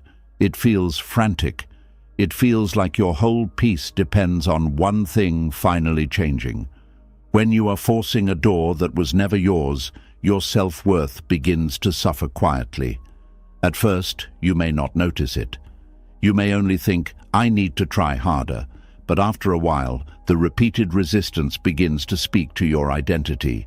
You start asking, "Why am I not enough?" You start thinking, "What do I need to become so this person will choose me?" You start wondering, "What is wrong with me that this opportunity does not open?" The closed door becomes a mirror, and because you are hurting, you start seeing your reflection wrongly. This is one of the most painful effects of chasing what keeps resisting you. You begin to confuse the door's refusal with your value. You think because someone does not love you properly, you are difficult to love. You think because one path does not open, you are not capable. You think because one place does not receive you, you do not belong anywhere. But a locked door is not always a judgment of your worth. Sometimes it is simply not your door. A mango seed does not fail because it cannot grow in frozen ground. The seed may be alive, full of possibility, full of sweetness, but the ground is wrong. If that seed could think like we do, it might say, "Why am I not growing? What is wrong with me? Why does this soil reject me?" But the problem is not always the seed. Sometimes the conditions are not right. Sometimes the place cannot receive what you carry. Sometimes the person cannot honor what you offer. Sometimes the opportunity cannot hold the kind of life your soul is trying to build. This is why forcing can damage self-worth. It makes you keep presenting your value to what has no capacity to recognize it. If you keep trying to make a stone drink water, you may begin to believe your water is useless, but the water is not useless. The stone is simply not thirsty. In the same way, your love is not worthless because someone cannot receive it. Your gift is not small because one door does not open. Your effort is not meaningless because one path does not respond. You must learn to separate your worth from the places that cannot welcome it. Buddhist wisdom teaches right effort, not desperate effort. Right effort has awareness. It knows when to continue and when to stop. It knows when persistence is noble and when persistence has become attachment. It knows that effort should not be a form of self-harm. You do not prove your strength by bleeding against the same wall forever. Sometimes strength is the humility to step back and ask, "Is this resistance teaching me discipline, or is it showing me direction?" That question can save years of your life. Some resistance is a teacher. It asks you to become stronger, clearer, more patient, more skillful. For example, learning a craft may be hard, but the difficulty grows your ability. Healing may be painful, but the pain returns you to yourself. A meaningful relationship may require honest conversations, but both people are present and willing. This kind of resistance has movement inside it. It does not keep you trapped in the same wound. It may be slow, but something is growing. But some resistance is not a teacher. It is a boundary. It is life saying, not this way. It does not produce growth. It produces exhaustion. It does not deepen wisdom. It deepens insecurity. It does not invite mutual effort. It makes you carry the whole weight alone. You keep pushing, but nothing becomes healthier. You keep explaining, but nothing becomes clearer. You keep waiting, but nothing becomes more honest. You keep sacrificing, but nothing becomes more peaceful. That is not a test of faith. That is a sign to stop confusing struggle with alignment. One of the reasons people force closed doors is because they are afraid of what it will mean to start again. Starting again can feel humiliating. It can feel like going back to zero. It can feel like admitting that all those months or years of effort did not lead where you hoped. But starting again is not always going backward. Sometimes it is returning to the path your fear made you leave. Sometimes it is stepping out of the hallway where you have been stuck. Sometimes it is choosing movement over pride.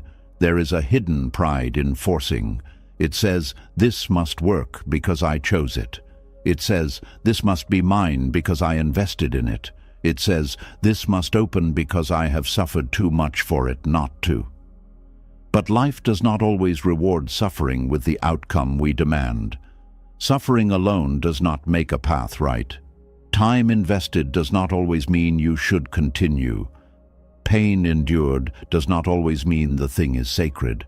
Sometimes pain is just the cost of refusing to turn around. This is difficult to accept because the mind hates wasted effort. It would rather keep investing in the wrong thing than admit the investment has already hurt enough. This is called the trap of, I have come too far to stop. But Buddhist wisdom would ask, if the road is leading deeper into suffering, does walking longer make it wiser? If you realize you are walking in the wrong direction, the answer is not to walk faster. The answer is to stop, breathe, and turn with humility. Turning is not weakness. Turning is intelligence. There are people who force emotional doors. They chase people who keep choosing distance, confusion, or half-hearted presence. They keep explaining their worth. They keep trying to become easier to love. They study the other person's moods like a sacred text. They wait for little moments of affection as if small crumbs can feed a starving heart. And each time the door almost opens, they feel hope again. But then it closes, and the cycle begins. This kind of chasing drains the spirit because it keeps the heart in a state of waiting, waiting to be chosen, waiting to be seen, waiting for consistency, waiting for the apology, waiting for the message, waiting for the change. And while you are waiting, life passes. Your joy becomes dependent on someone else's small movements. Your peace becomes tied to their attention. Your days become shaped by their absence. This is not love in its clean form. This is longing mixed with self-abandonment. Buddhist teachings invite us to look at what a pattern produces. Not what it promises, not what it once was, not what it could become in a perfect world, but what it produces now. Does it produce kindness? Does it produce clarity? Does it produce mutual care? Does it produce peace? Does it produce growth? Or does it produce anxiety, obsession, confusion, and a shrinking sense of self? The fruit reveals the root. A tree of confusion will not keep giving you peace just because you water it with hope. There are also people who force professional doors. They remain in work, goals, or spaces that keep violating their values because they believe one day it will all be worth it. They ignore their health. They ignore the quiet loss of joy. They ignore the bitterness growing inside them. They tell themselves, this is ambition. But sometimes ambition is only fear wearing a suit. Fear of being ordinary, fear of disappointing people, fear of starting over, fear of being seen as unsuccessful, fear of not proving your worth. A career path can be difficult and still aligned, but if the path demands the death of your inner life, you must examine it. If every step forward requires you to become less honest, less kind, less alive, less present, less yourself, then what are you really gaining? A door that opens only after you abandon your soul is not an opening. It is a trade, and some trades cost too much. There are people who force spiritual doors too. They try to make life give them signs. They meditate not to become aware, but to force an answer. They pray not to surrender, but to control the outcome with holy language. They call their obsession faith. They call their impatience devotion. They call their refusal to accept reality trusting the process. But true spirituality does not make you more blind. It makes you more honest. It does not help you avoid truth. It gives you courage to face it. Buddhist practice is not about bending reality to match desire. It is about seeing reality clearly enough that desire no longer deceives you. If a door remains closed after honest effort, a wise heart does not keep hitting it until the hands bleed. A wise heart listens. It asks, what is life showing me? Not with bitterness, but with attention, because sometimes the closed door is not the message of your failure, it is the message of your redirection. Redirection often begins as frustration. You wanted one path, but another one keeps opening. You wanted one person, but another part of your life needs care. You wanted one opportunity, but a different skill keeps calling you. You wanted one plan, but life keeps placing another road near your feet. The problem is, when you are obsessed with the closed door, you do not see the open path. Your attention becomes imprisoned. You keep facing the wall while the wind is blowing from another direction. This is one of the great losses caused by forcing. Not only do you suffer at the closed door, you become blind to what is available. There may be people who love you more gently, but you do not notice because you are chasing the one who does not. There may be opportunities that fit your gifts better, but you ignore them because they do not match the image you had in your mind. There may be a quieter life trying to form, but you dismiss it because you are addicted to the dramatic version of success. There may be a new self trying to emerge, but you keep dragging the old self back to the same locked entrance. The path that opens naturally may not look impressive at first. That is why many people miss it. It may come quietly. It may not feed the ego. It may not give you the thrill of conquest. It may not look like the story you planned. But it has something the forced door does not have: life. It gives breath. It gives room. It gives small signs of growth. It does not require you to beg for every inch of movement. It may require effort, but the effort does not feel like you are betraying yourself. There is a different feeling when a path is naturally opening. You may still be nervous, but you are not constantly torn apart. You may still have to work, but the work feels meaningful. You may still face delays, but the delays do not destroy your dignity. You may still have questions, but you are not living in emotional emergency. Something in you feels quietly invited, not violently dragged. This is how wisdom begins to distinguish between resistance and redirection. Resistance that belongs to your path strengthens your roots. Resistance that does not belong to your path drains your life force. The first asks for courage. The second demands self-erasure. The first makes you more awake. The second makes you more anxious. The first contains lessons that expand you. The second keeps repeating the same pain with different excuses. To see this clearly, you must stop romanticizing difficulty. Many people were taught that if something is hard, it must be valuable. But not all hard things are holy.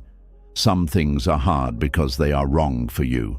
Some things are hard because you are forcing them. Some things are hard because they require you to keep ignoring your truth. Effort is beautiful when it serves life.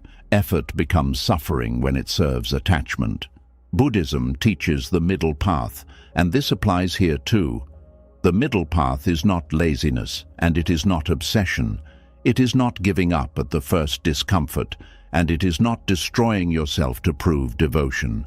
It is a wise balance. You show up, you do your part, you act with sincerity, you observe the results, you adjust, you listen, you remain humble enough to learn from resistance.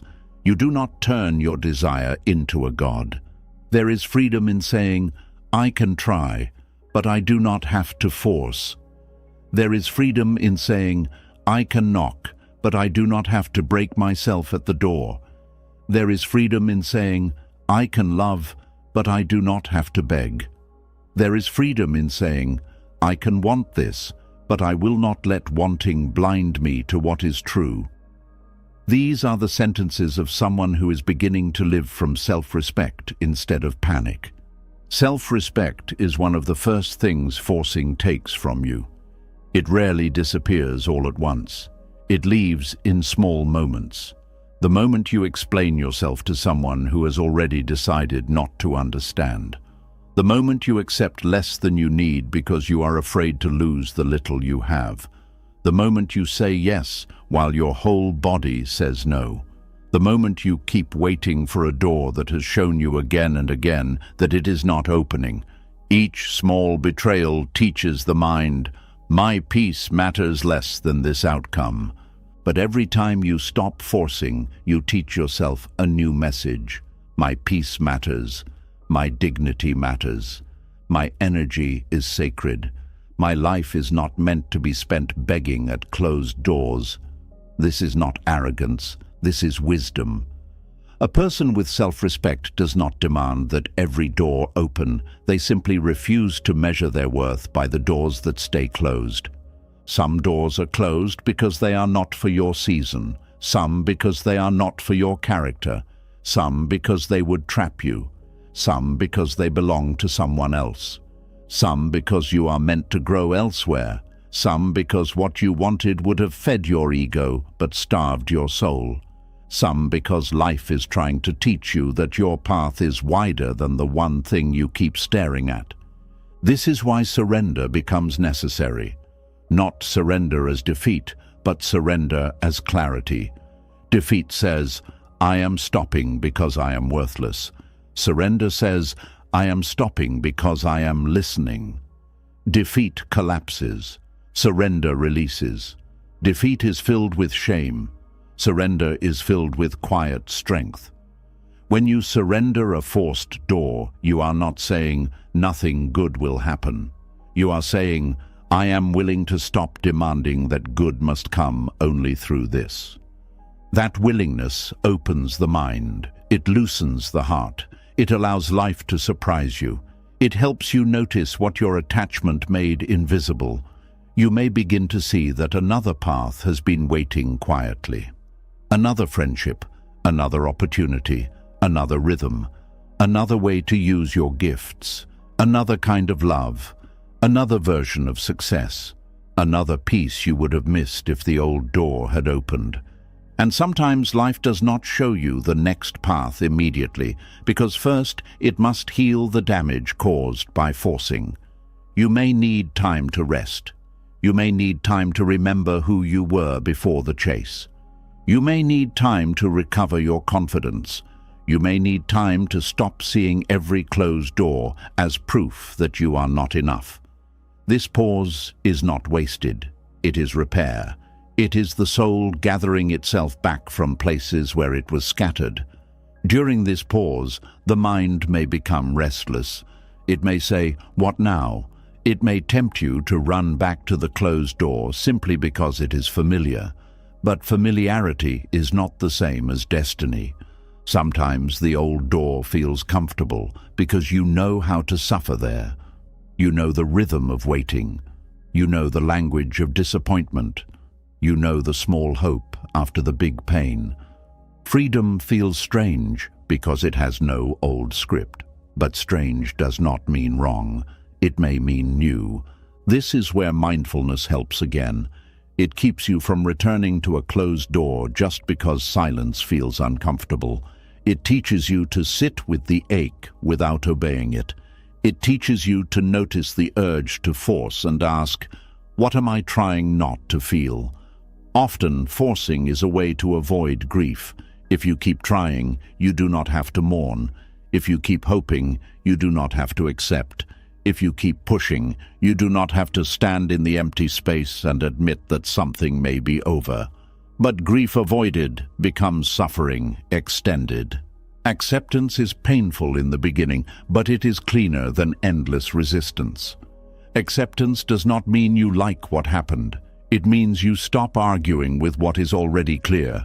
It means you stop spending your strength trying to turn a closed door into an open one by sheer emotional force. It means you let reality be reality, even when your heart still needs time to catch up. This is one of the deepest lessons in Buddhist letting go. Reality is not your enemy. Your argument with reality is what exhausts you. The door is closed. That is one pain. But the thought, it should not be closed. It cannot be closed. I must make it open. My life is ruined because it is closed, creates many more pains. The first pain is life. The second pain is resistance. When you stop resisting what is clear, you still may grieve, but you are no longer adding suffering on top of pain. There is also humility in accepting that not every door is meant to open through your effort. We are taught to believe that if we work hard enough, love hard enough, pray hard enough, or wait long enough, anything can become ours. But this is not always true. Some things do not belong to us, no matter how deeply we want them.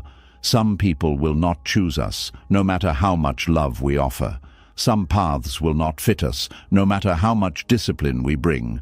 Some outcomes will not arrive, no matter how tightly we hold the vision. This does not make life cruel. It makes life larger than our preferences. And because life is larger than our preferences, it can protect us in ways we do not understand. The closed door may be saving you from a room where your soul would have withered. The rejection may be saving you from a relationship where you would have disappeared. The delay may be saving you from success that would have come before your character was ready. The failure may be saving you from an identity built on approval instead of truth. The silence may be saving you from more years of one-sided effort. You do not always see this at once. Often, the mind sees only what it wanted. It does not see what it avoided. It does not see the hidden cost. It does not see the future pain that did not happen because the door stayed closed. This is why trust is necessary. Not blind trust that ignores reality, but deep trust that says, if this door will not open after honest effort, I will not destroy myself here. Honest effort matters. You do not walk away just because something asks you to grow. You do not call every difficulty a sign to quit. You do not use spirituality to avoid discipline. You give your best. You learn. You communicate. You prepare. You practice. You correct what is yours to correct. But after you have done your part, you must observe what life gives back. If there is no mutual movement, no life, no peace, no truth, no opening, then wisdom may be asking you to stop pushing. Stopping is sometimes the bravest thing you can do, because forcing gives the illusion of control. Stopping makes you feel the uncertainty you were running from, but inside that uncertainty, something sacred can happen. You begin to hear yourself again. You begin to notice the birds, the morning, the quiet, the people who stayed, the small opportunities you ignored. You begin to feel how much energy was tied to the closed door. You begin to understand that your life is not as empty as attachment made it seem. The spirit returns slowly. At first, maybe only in small ways, a lighter breath, a better sleep, a moment of laughter that surprises you, a day without checking, a choice made for your own peace, a new interest, a new idea, a small sense of direction. These signs may look simple, but they are powerful. They mean your energy is coming back home. When your energy returns, you can see more clearly. You can look at the closed door without worshipping it. You can look at the new path without dismissing it. You can admit, maybe life was not denying me, maybe life was redirecting me. And when that realization lands, not as a slogan, but as a lived truth, something inside you changes. You stop needing every closed door to become a wound. Some closed doors become teachers, some become protection, some become signs, some become blessings you only understand later. This is how the teaching becomes real. Nothing truly meant for you will ever pass you by, but you can exhaust yourself, chasing what was never assigned to your path. You can spend years trying to turn resistance into destiny. You can mistake a locked door for a test of loyalty. You can lose your softness, your confidence, and your joy trying to force life into the shape your fear prefers. But when you stop, when you step back, when you let the door be closed without making it the measure of your worth, you become available to what is actually opening. And what opens naturally may not shout. It may not arrive with drama. It may not look like the thing you were trying to force. It may begin as a quiet pull toward peace, a different direction, a healthier connection, a simpler path, a deeper practice, a version of life that does not require you to fight for every breath.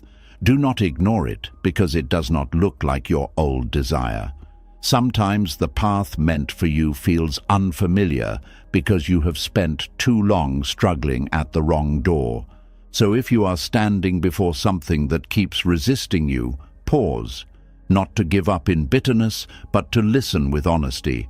Ask yourself, is this resistance shaping me or draining me?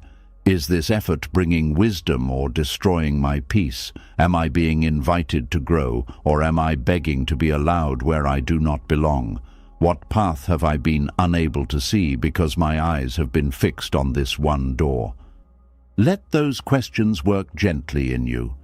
Do not rush them. Do not use them to punish yourself. Use them to return to truth. Because the path of letting go is not about becoming careless. It is about becoming clear. Clear enough to know when effort is sacred and when effort has become suffering. Clear enough to know when a closed door is asking for patience and when it is asking for release. Clear enough to stop calling self-abandonment persistence. What is meant for you will not require you to break your spirit to enter it. It may require courage. It may require learning. It may require time. It may ask you to become more honest, more disciplined, more awake. But it will not demand that you spend your life begging at a door that keeps teaching you you are not enough. The right path may challenge your fear, but it will not continuously destroy your dignity. And when you finally stop forcing what was never yours, you may feel sadness first. That is normal. You are not only leaving a door, you are leaving the hope you built around it. You are leaving the version of yourself that believed it had to open. Give yourself compassion there. But do not mistake sadness for a sign that you should return. Sometimes sadness is simply the sound of attachment loosening. Let it loosen. Let the hand open. Let the breath come back. Let the path behind you become visible. Let life show you that the world is wider than the door that would not open. Because what is truly yours does not need you to become a stranger to yourself. It will meet you in a way that allows your spirit to breathe. And the day you stop forcing the wrong door may be the day you finally begin walking toward the one that was quietly waiting for you all along. And after learning that the wrong door can drain your spirit when you keep forcing it open, we now need to clear up one of the biggest misunderstandings about letting go. Because many people hear the words non-attachment and think it means becoming cold. They think it means you stop caring, stop loving, stop trying, stop hoping, stop dreaming, and simply watch life pass by with no feeling in your heart. But that is not Buddhist wisdom. That is emotional shutdown wearing spiritual language. There is a kind of letting go that is not peace at all. It is numbness. It says, I do not care, because caring once hurt too much. It says, I am detached, but really it is afraid to feel. It says, whatever happens, happens. But underneath, there is disappointment that has not been healed. True non-attachment is different. It does not close the heart. It cleans the heart. It teaches you how to love without fear owning you, how to work without obsession controlling you, how to hope without becoming desperate, and how to dream without making one outcome the ruler of your peace. This is where the teaching becomes tender, because many people do not cling because they are foolish. They cling because they care. They hold tightly because something matters. They fear losing because they have known loss before. They keep checking, waiting, pushing, and proving because deep inside they are trying to protect something precious. So when someone tells them to let go, it can sound like they are being told to stop loving. It can sound like their heart is being dismissed. It can feel like the pain is being made small. But Buddhist letting go does not make your love small. It makes your love clean. To care with attachment is to say, I need this to happen my way, or I cannot be at peace. To care with wisdom is to say, this matters to me, so I will show up with sincerity, but I will not make my soul a prisoner of the result. That difference may sound simple, but it can change the whole direction of your life. One kind of care makes you anxious, controlling, and afraid. The other makes you steady, honest, and present. Non-attachment does not mean you stop loving someone. It means you stop trying to possess them as the source of your safety. It means you can love them as a human being, not as an answer to all your wounds. It means you can give affection without secretly demanding that they become your guarantee against loneliness. It means you can wish them well, speak truth, build connection, and still remember that your inner peace cannot depend entirely on whether they stay, change, respond, or choose what you want. That is not cold. That is mature. A cold heart says, I do not need anyone. A wise heart says, I value connection, but I will not abandon myself to keep it. A cold heart avoids vulnerability. A wise heart opens, but does not throw away discernment. A cold heart hides behind distance. A wise heart can come close without becoming blind. This distinction matters because many people confuse emotional walls with spiritual freedom. They think they have let go because they no longer react. But sometimes they are not peaceful. They are shut down. You can know the difference by looking at the quality of your heart. If your letting go makes you bitter, hard, proud, or dismissive, it may not be true non-attachment. It may be pain protecting itself. But if your letting go makes you softer, clearer, calmer, more compassionate, and more honest, then you are moving closer to wisdom. True letting go does not remove your humanity. It restores it. Buddhist wisdom teaches the middle way. The middle way is not clinging, and it is not indifference. It is not drowning in emotion, and it is not pretending you have none. It is standing in the center with awareness. You feel deeply, but you do not let feeling drag you blindly. You care sincerely, but you do not let caring become control. You work faithfully, but you do not let work become self-punishment. You hope gently, but you do not let hope become a chain around your neck. This is very important when it comes to love. Many people believe love means emotional dependence. They think if they are not anxious, they do not care enough. If they are not jealous, they are not serious. If they are not suffering, it must not be deep. But suffering is not the measure of love. Fear is not proof of devotion. Obsession is not intimacy. The depth of love is not shown by how much peace you lose. It is shown by how much truth, kindness, patience, and freedom the love can hold. A love with attachment says, Be who I need you to be so I can feel okay. A love with non-attachment says, I see you clearly, I care for you sincerely, and I will not use you as the only foundation of my life. This kind of love is not weak. It may be the strongest love of all, because it does not come from hunger. It comes from presence. It does not come from trying to fill an empty place through another person. It comes from a heart that is learning to stand on its own feet while still reaching out with tenderness. This also applies to family. Sometimes people cling to family relationships because they believe caring means carrying everything. They take responsibility for everyone's emotions. They fix, rescue, explain, endure, and overgive until they are exhausted. They think, if I stop, it means I do not love them. But love without boundaries can become suffering. Love without wisdom can become self-erasure.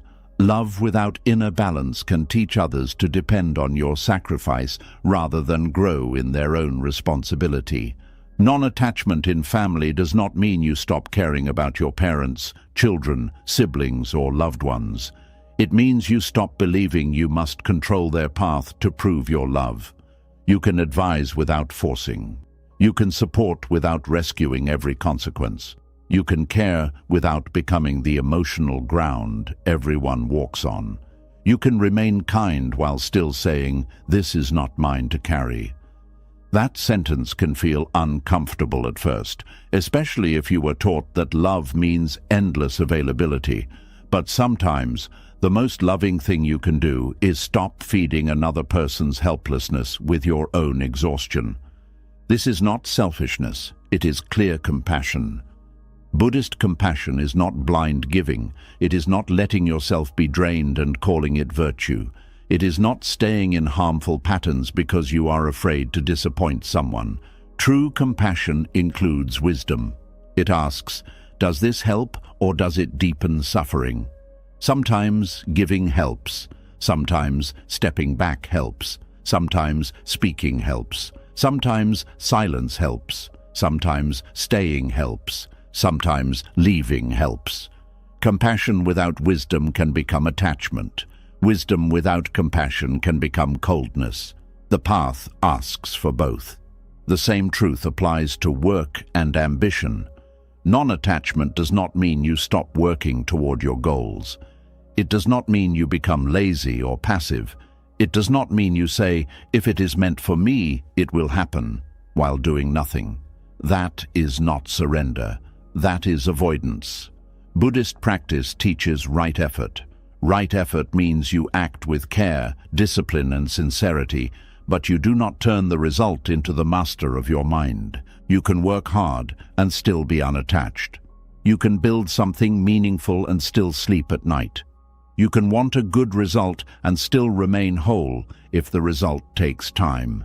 You can prepare, study, practice, apply, create, and improve without hating yourself in the process. This is a very different way of living from the world's usual message. The world often says, if you want something, obsess over it. Chase it, sacrifice everything, tie your worth to it, make it your identity. But Buddhist wisdom asks, what kind of mind are you creating while you chase this? That question matters more than most people think, because you can achieve a dream and arrive there with a damaged spirit. You can get the title, the money, the recognition, the position, and still be unable to rest, because the same attachment that pushed you forward continues to whisper, it is not enough. You must do more. You must protect this. You must not fall. If you build success from fear, success will not remove fear. It will simply give fear more to protect. Non-attachment allows you to work from a cleaner place. You do the work because it is meaningful, useful, aligned, or necessary. You improve because growth is part of the path. You accept correction because your ego is not the center of everything. You fail and learn because failure does not mean your whole being is worthless. You succeed and remain humble because success does not make you superior. You keep walking because the path matters, not only the applause at the end. This is a peaceful strength. It does not make you careless. It makes you more effective. A mind that is not consumed by panic can see better. It can make wiser choices. It can adapt when conditions change. It can hear feedback without collapsing. It can rest without guilt. It can continue without becoming cruel to itself. Many people think attachment makes them more committed, but often it makes them less clear. Panic wastes energy.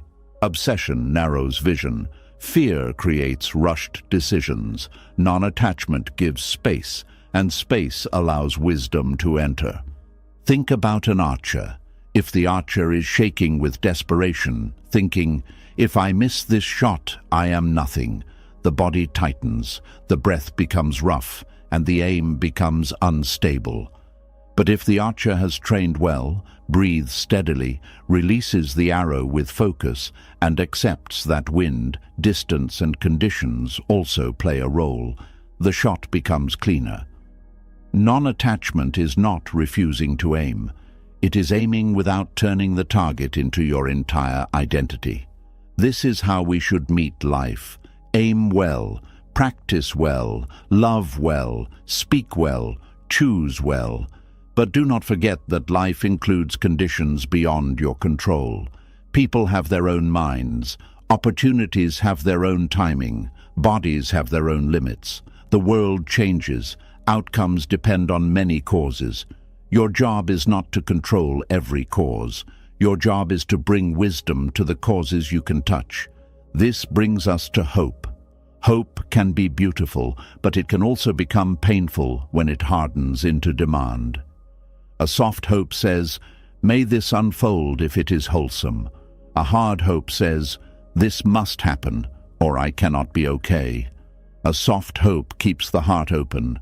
A hard hope keeps the body tense. A soft hope leaves room for life to surprise you. A hard hope insists that life must follow one script. Non-attachment does not kill hope. It purifies hope. It makes hope spacious enough to breathe. You can hope for reconciliation, but still accept reality if the other person is not willing. You can hope for success, but still care for yourself while the process is slow. You can hope for healing, but still be gentle with the days when progress feels small. You can hope for a certain future, but still remain open to a different form of goodness. This kind of hope does not trap you. It supports you. Many people are afraid to hope lightly because they think lightness means weakness. They believe if they do not grip the hope tightly, life will not take them seriously.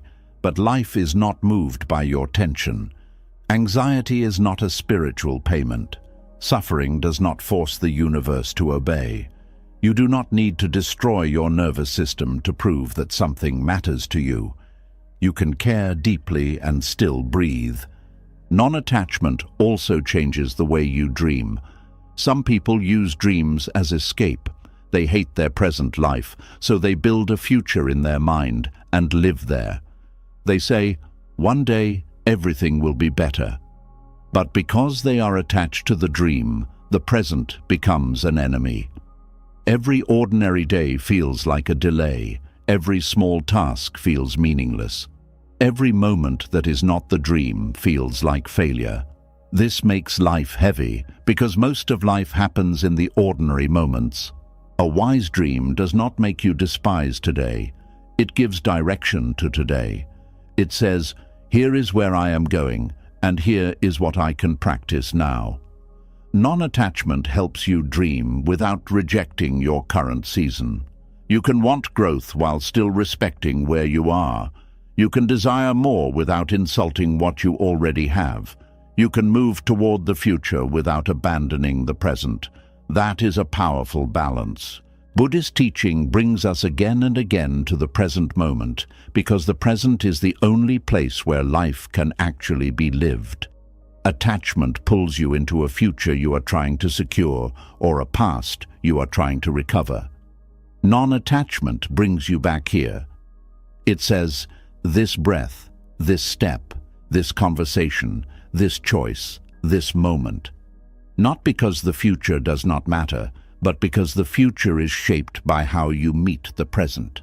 When you are attached to one outcome, the present becomes only a waiting room. You stop living. You only wait to see if you will get what you want. You wait for the call, the result, the apology, the approval, the breakthrough, the sign. Days pass, but you are not inside them. You are always leaning forward, emotionally absent from your own life. Non-attachment returns you to the day you are in. It helps you say, I may not know the ending, but I can still live this chapter well. This does not mean uncertainty will stop feeling uncomfortable. It means discomfort no longer controls every choice. You can feel uncertainty and still cook your meal. You can feel longing and still complete your work. You can feel sadness and still speak kindly. You can feel hope and still rest. You can feel fear and still choose wisdom. This is emotional freedom. It is not the absence of feeling. It is the ability to remain conscious while feeling. A person who practices non-attachment is not empty inside. They may feel more deeply than before because they are no longer using control to avoid emotion. They can feel love without grabbing. They can feel grief without drowning. They can feel joy without fearing its end. They can feel desire without becoming a servant to it. They can feel disappointment without turning it into self-hatred. This is not numbness. This is emotional maturity. There is also great humility in non-attachment. It admits, I do not own life. You do not own people. You do not own outcomes. You do not own time. You do not own the future. You are a participant in life, not the owner of all its movements. This may sound frightening at first, but it is also relieving. You do not have to carry the impossible burden of controlling everything. You can release the weight of trying to manage every result. You can do your part and let life do what only life can do. When you stop trying to own outcomes, gratitude becomes easier. Attachment says, how long will this last? What if I lose it? Is it enough? Can I get more? Gratitude says, this is here now. Let me honor it. Attachment cannot enjoy because it is always guarding. Gratitude can enjoy because it is present. This is why non-attachment deepens appreciation. You begin to treasure moments without demanding that they become permanent. You enjoy people without trying to freeze them. You receive blessings without immediately turning them into anxiety. This is a more tender way to live. When you understand impermanence, you do not become cold. You become more awake. You realize that every conversation matters because it will not repeat in exactly the same way.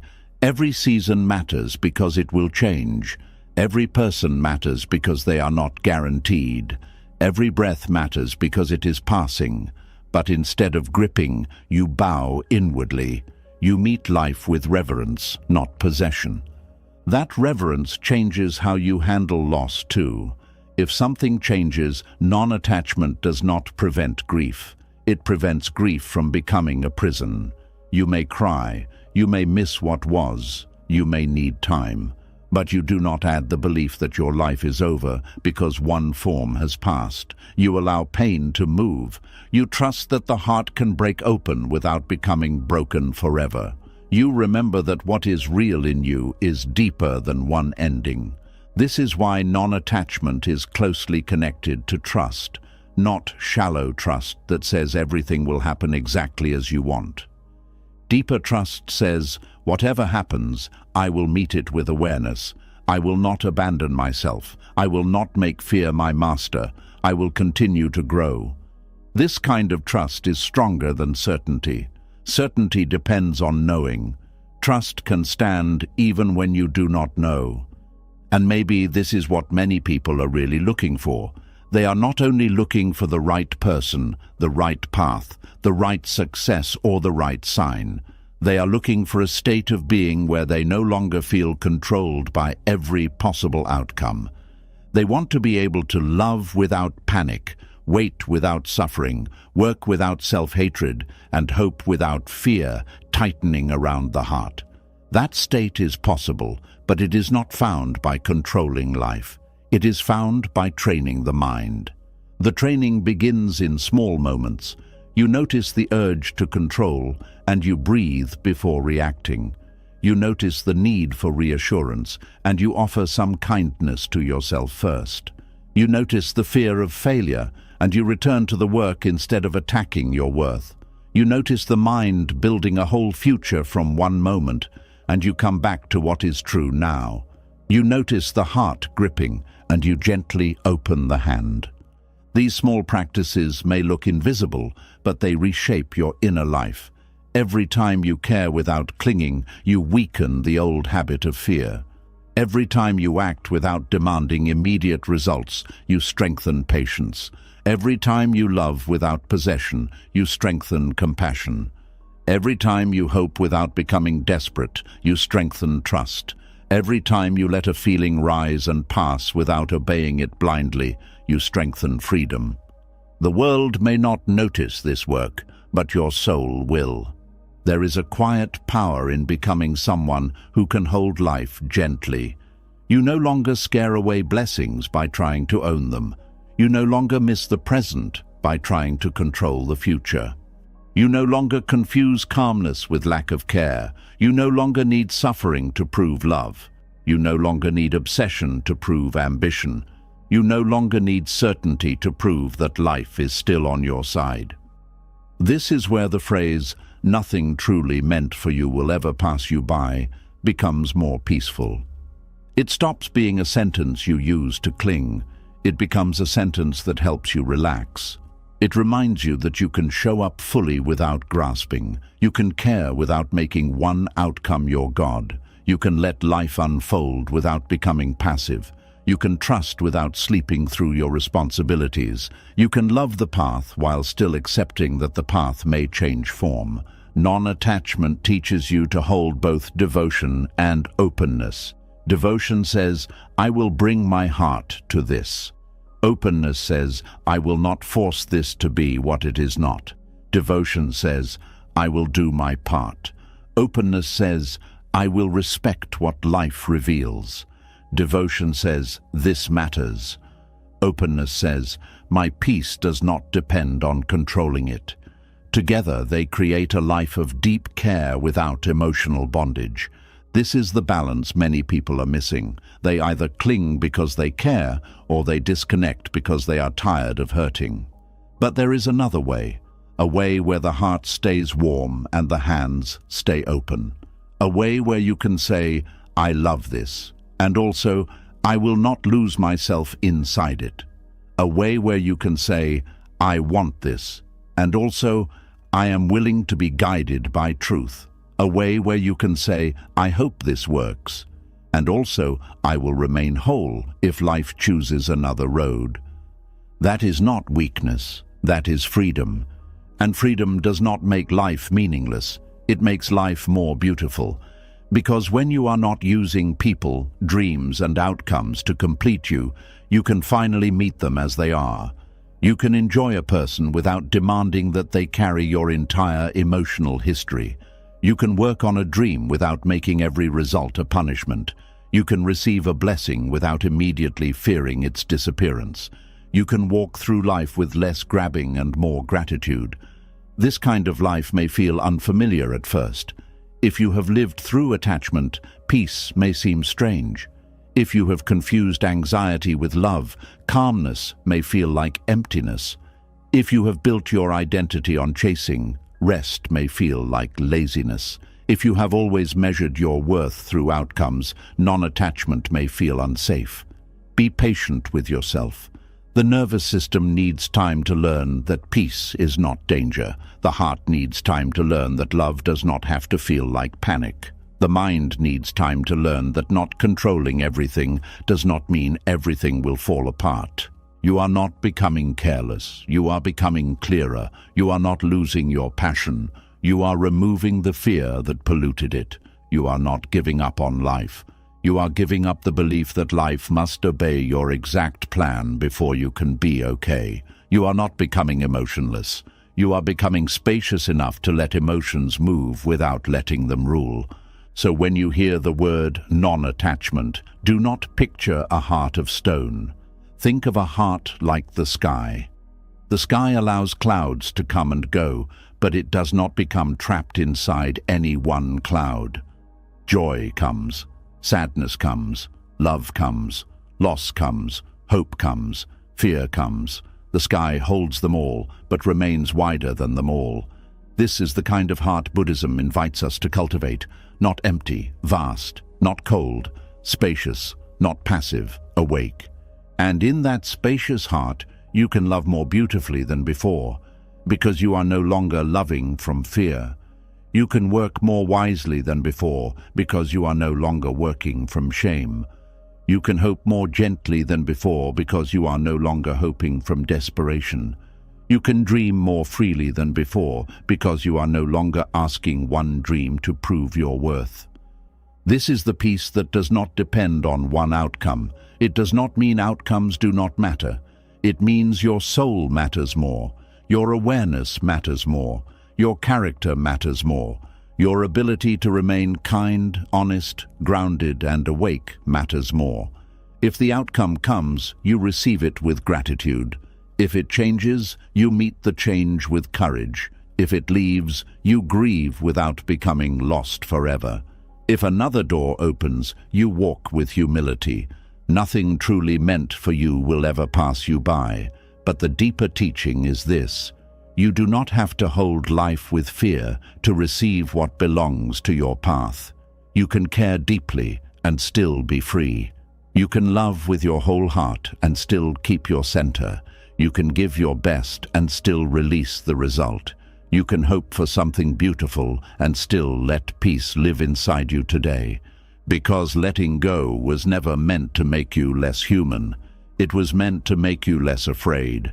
And when fear no longer controls the way you love, work, hope, and dream, life begins to feel different, softer, lighter, wider. You stop living like every outcome is a final judgment. You stop treating every change as a threat. You stop confusing open hands with an empty heart. And slowly, you discover that the most peaceful people are not the ones who care the least. They are the ones who have learned to care without being chained. They are the ones who can hold something precious and still let it breathe. They are the ones who understand that love is not control, effort is not obsession, hope is not desperation, and surrender is not defeat. This is true non-attachment, a warm heart, clear eyes, open hands, steady breath, a life that cares deeply but no longer bows to fear. And when you finally understand this, something inside you stops fighting life so hard. You stop seeing every closed door as rejection. You stop treating every delay as abandonment. You stop believing that what left was always meant to stay. You begin to see that some losses were protection, some endings were release, some unanswered prayers were mercy, and some things you wanted deeply were only desires wearing the mask of destiny. Nothing truly meant for you will ever pass you by, but that does not mean everything you want must become yours. It means what is truly aligned with your peace, your growth, your wisdom, and your path will meet you in the right form, at the right time, when your heart is ready to hold it without fear. What belongs to your life will not require you to chase until you break, beg until you shrink, or abandon yourself just to keep it. It will not demand that your soul live in panic. So let go, not because you no longer care, but because you are learning to care without being chained. Love with an open heart, work with honest effort, hope with gentle trust. Dream without making one outcome the owner of your peace. If something stays, honor it. If something leaves, learn from it. If something delays, grow through it.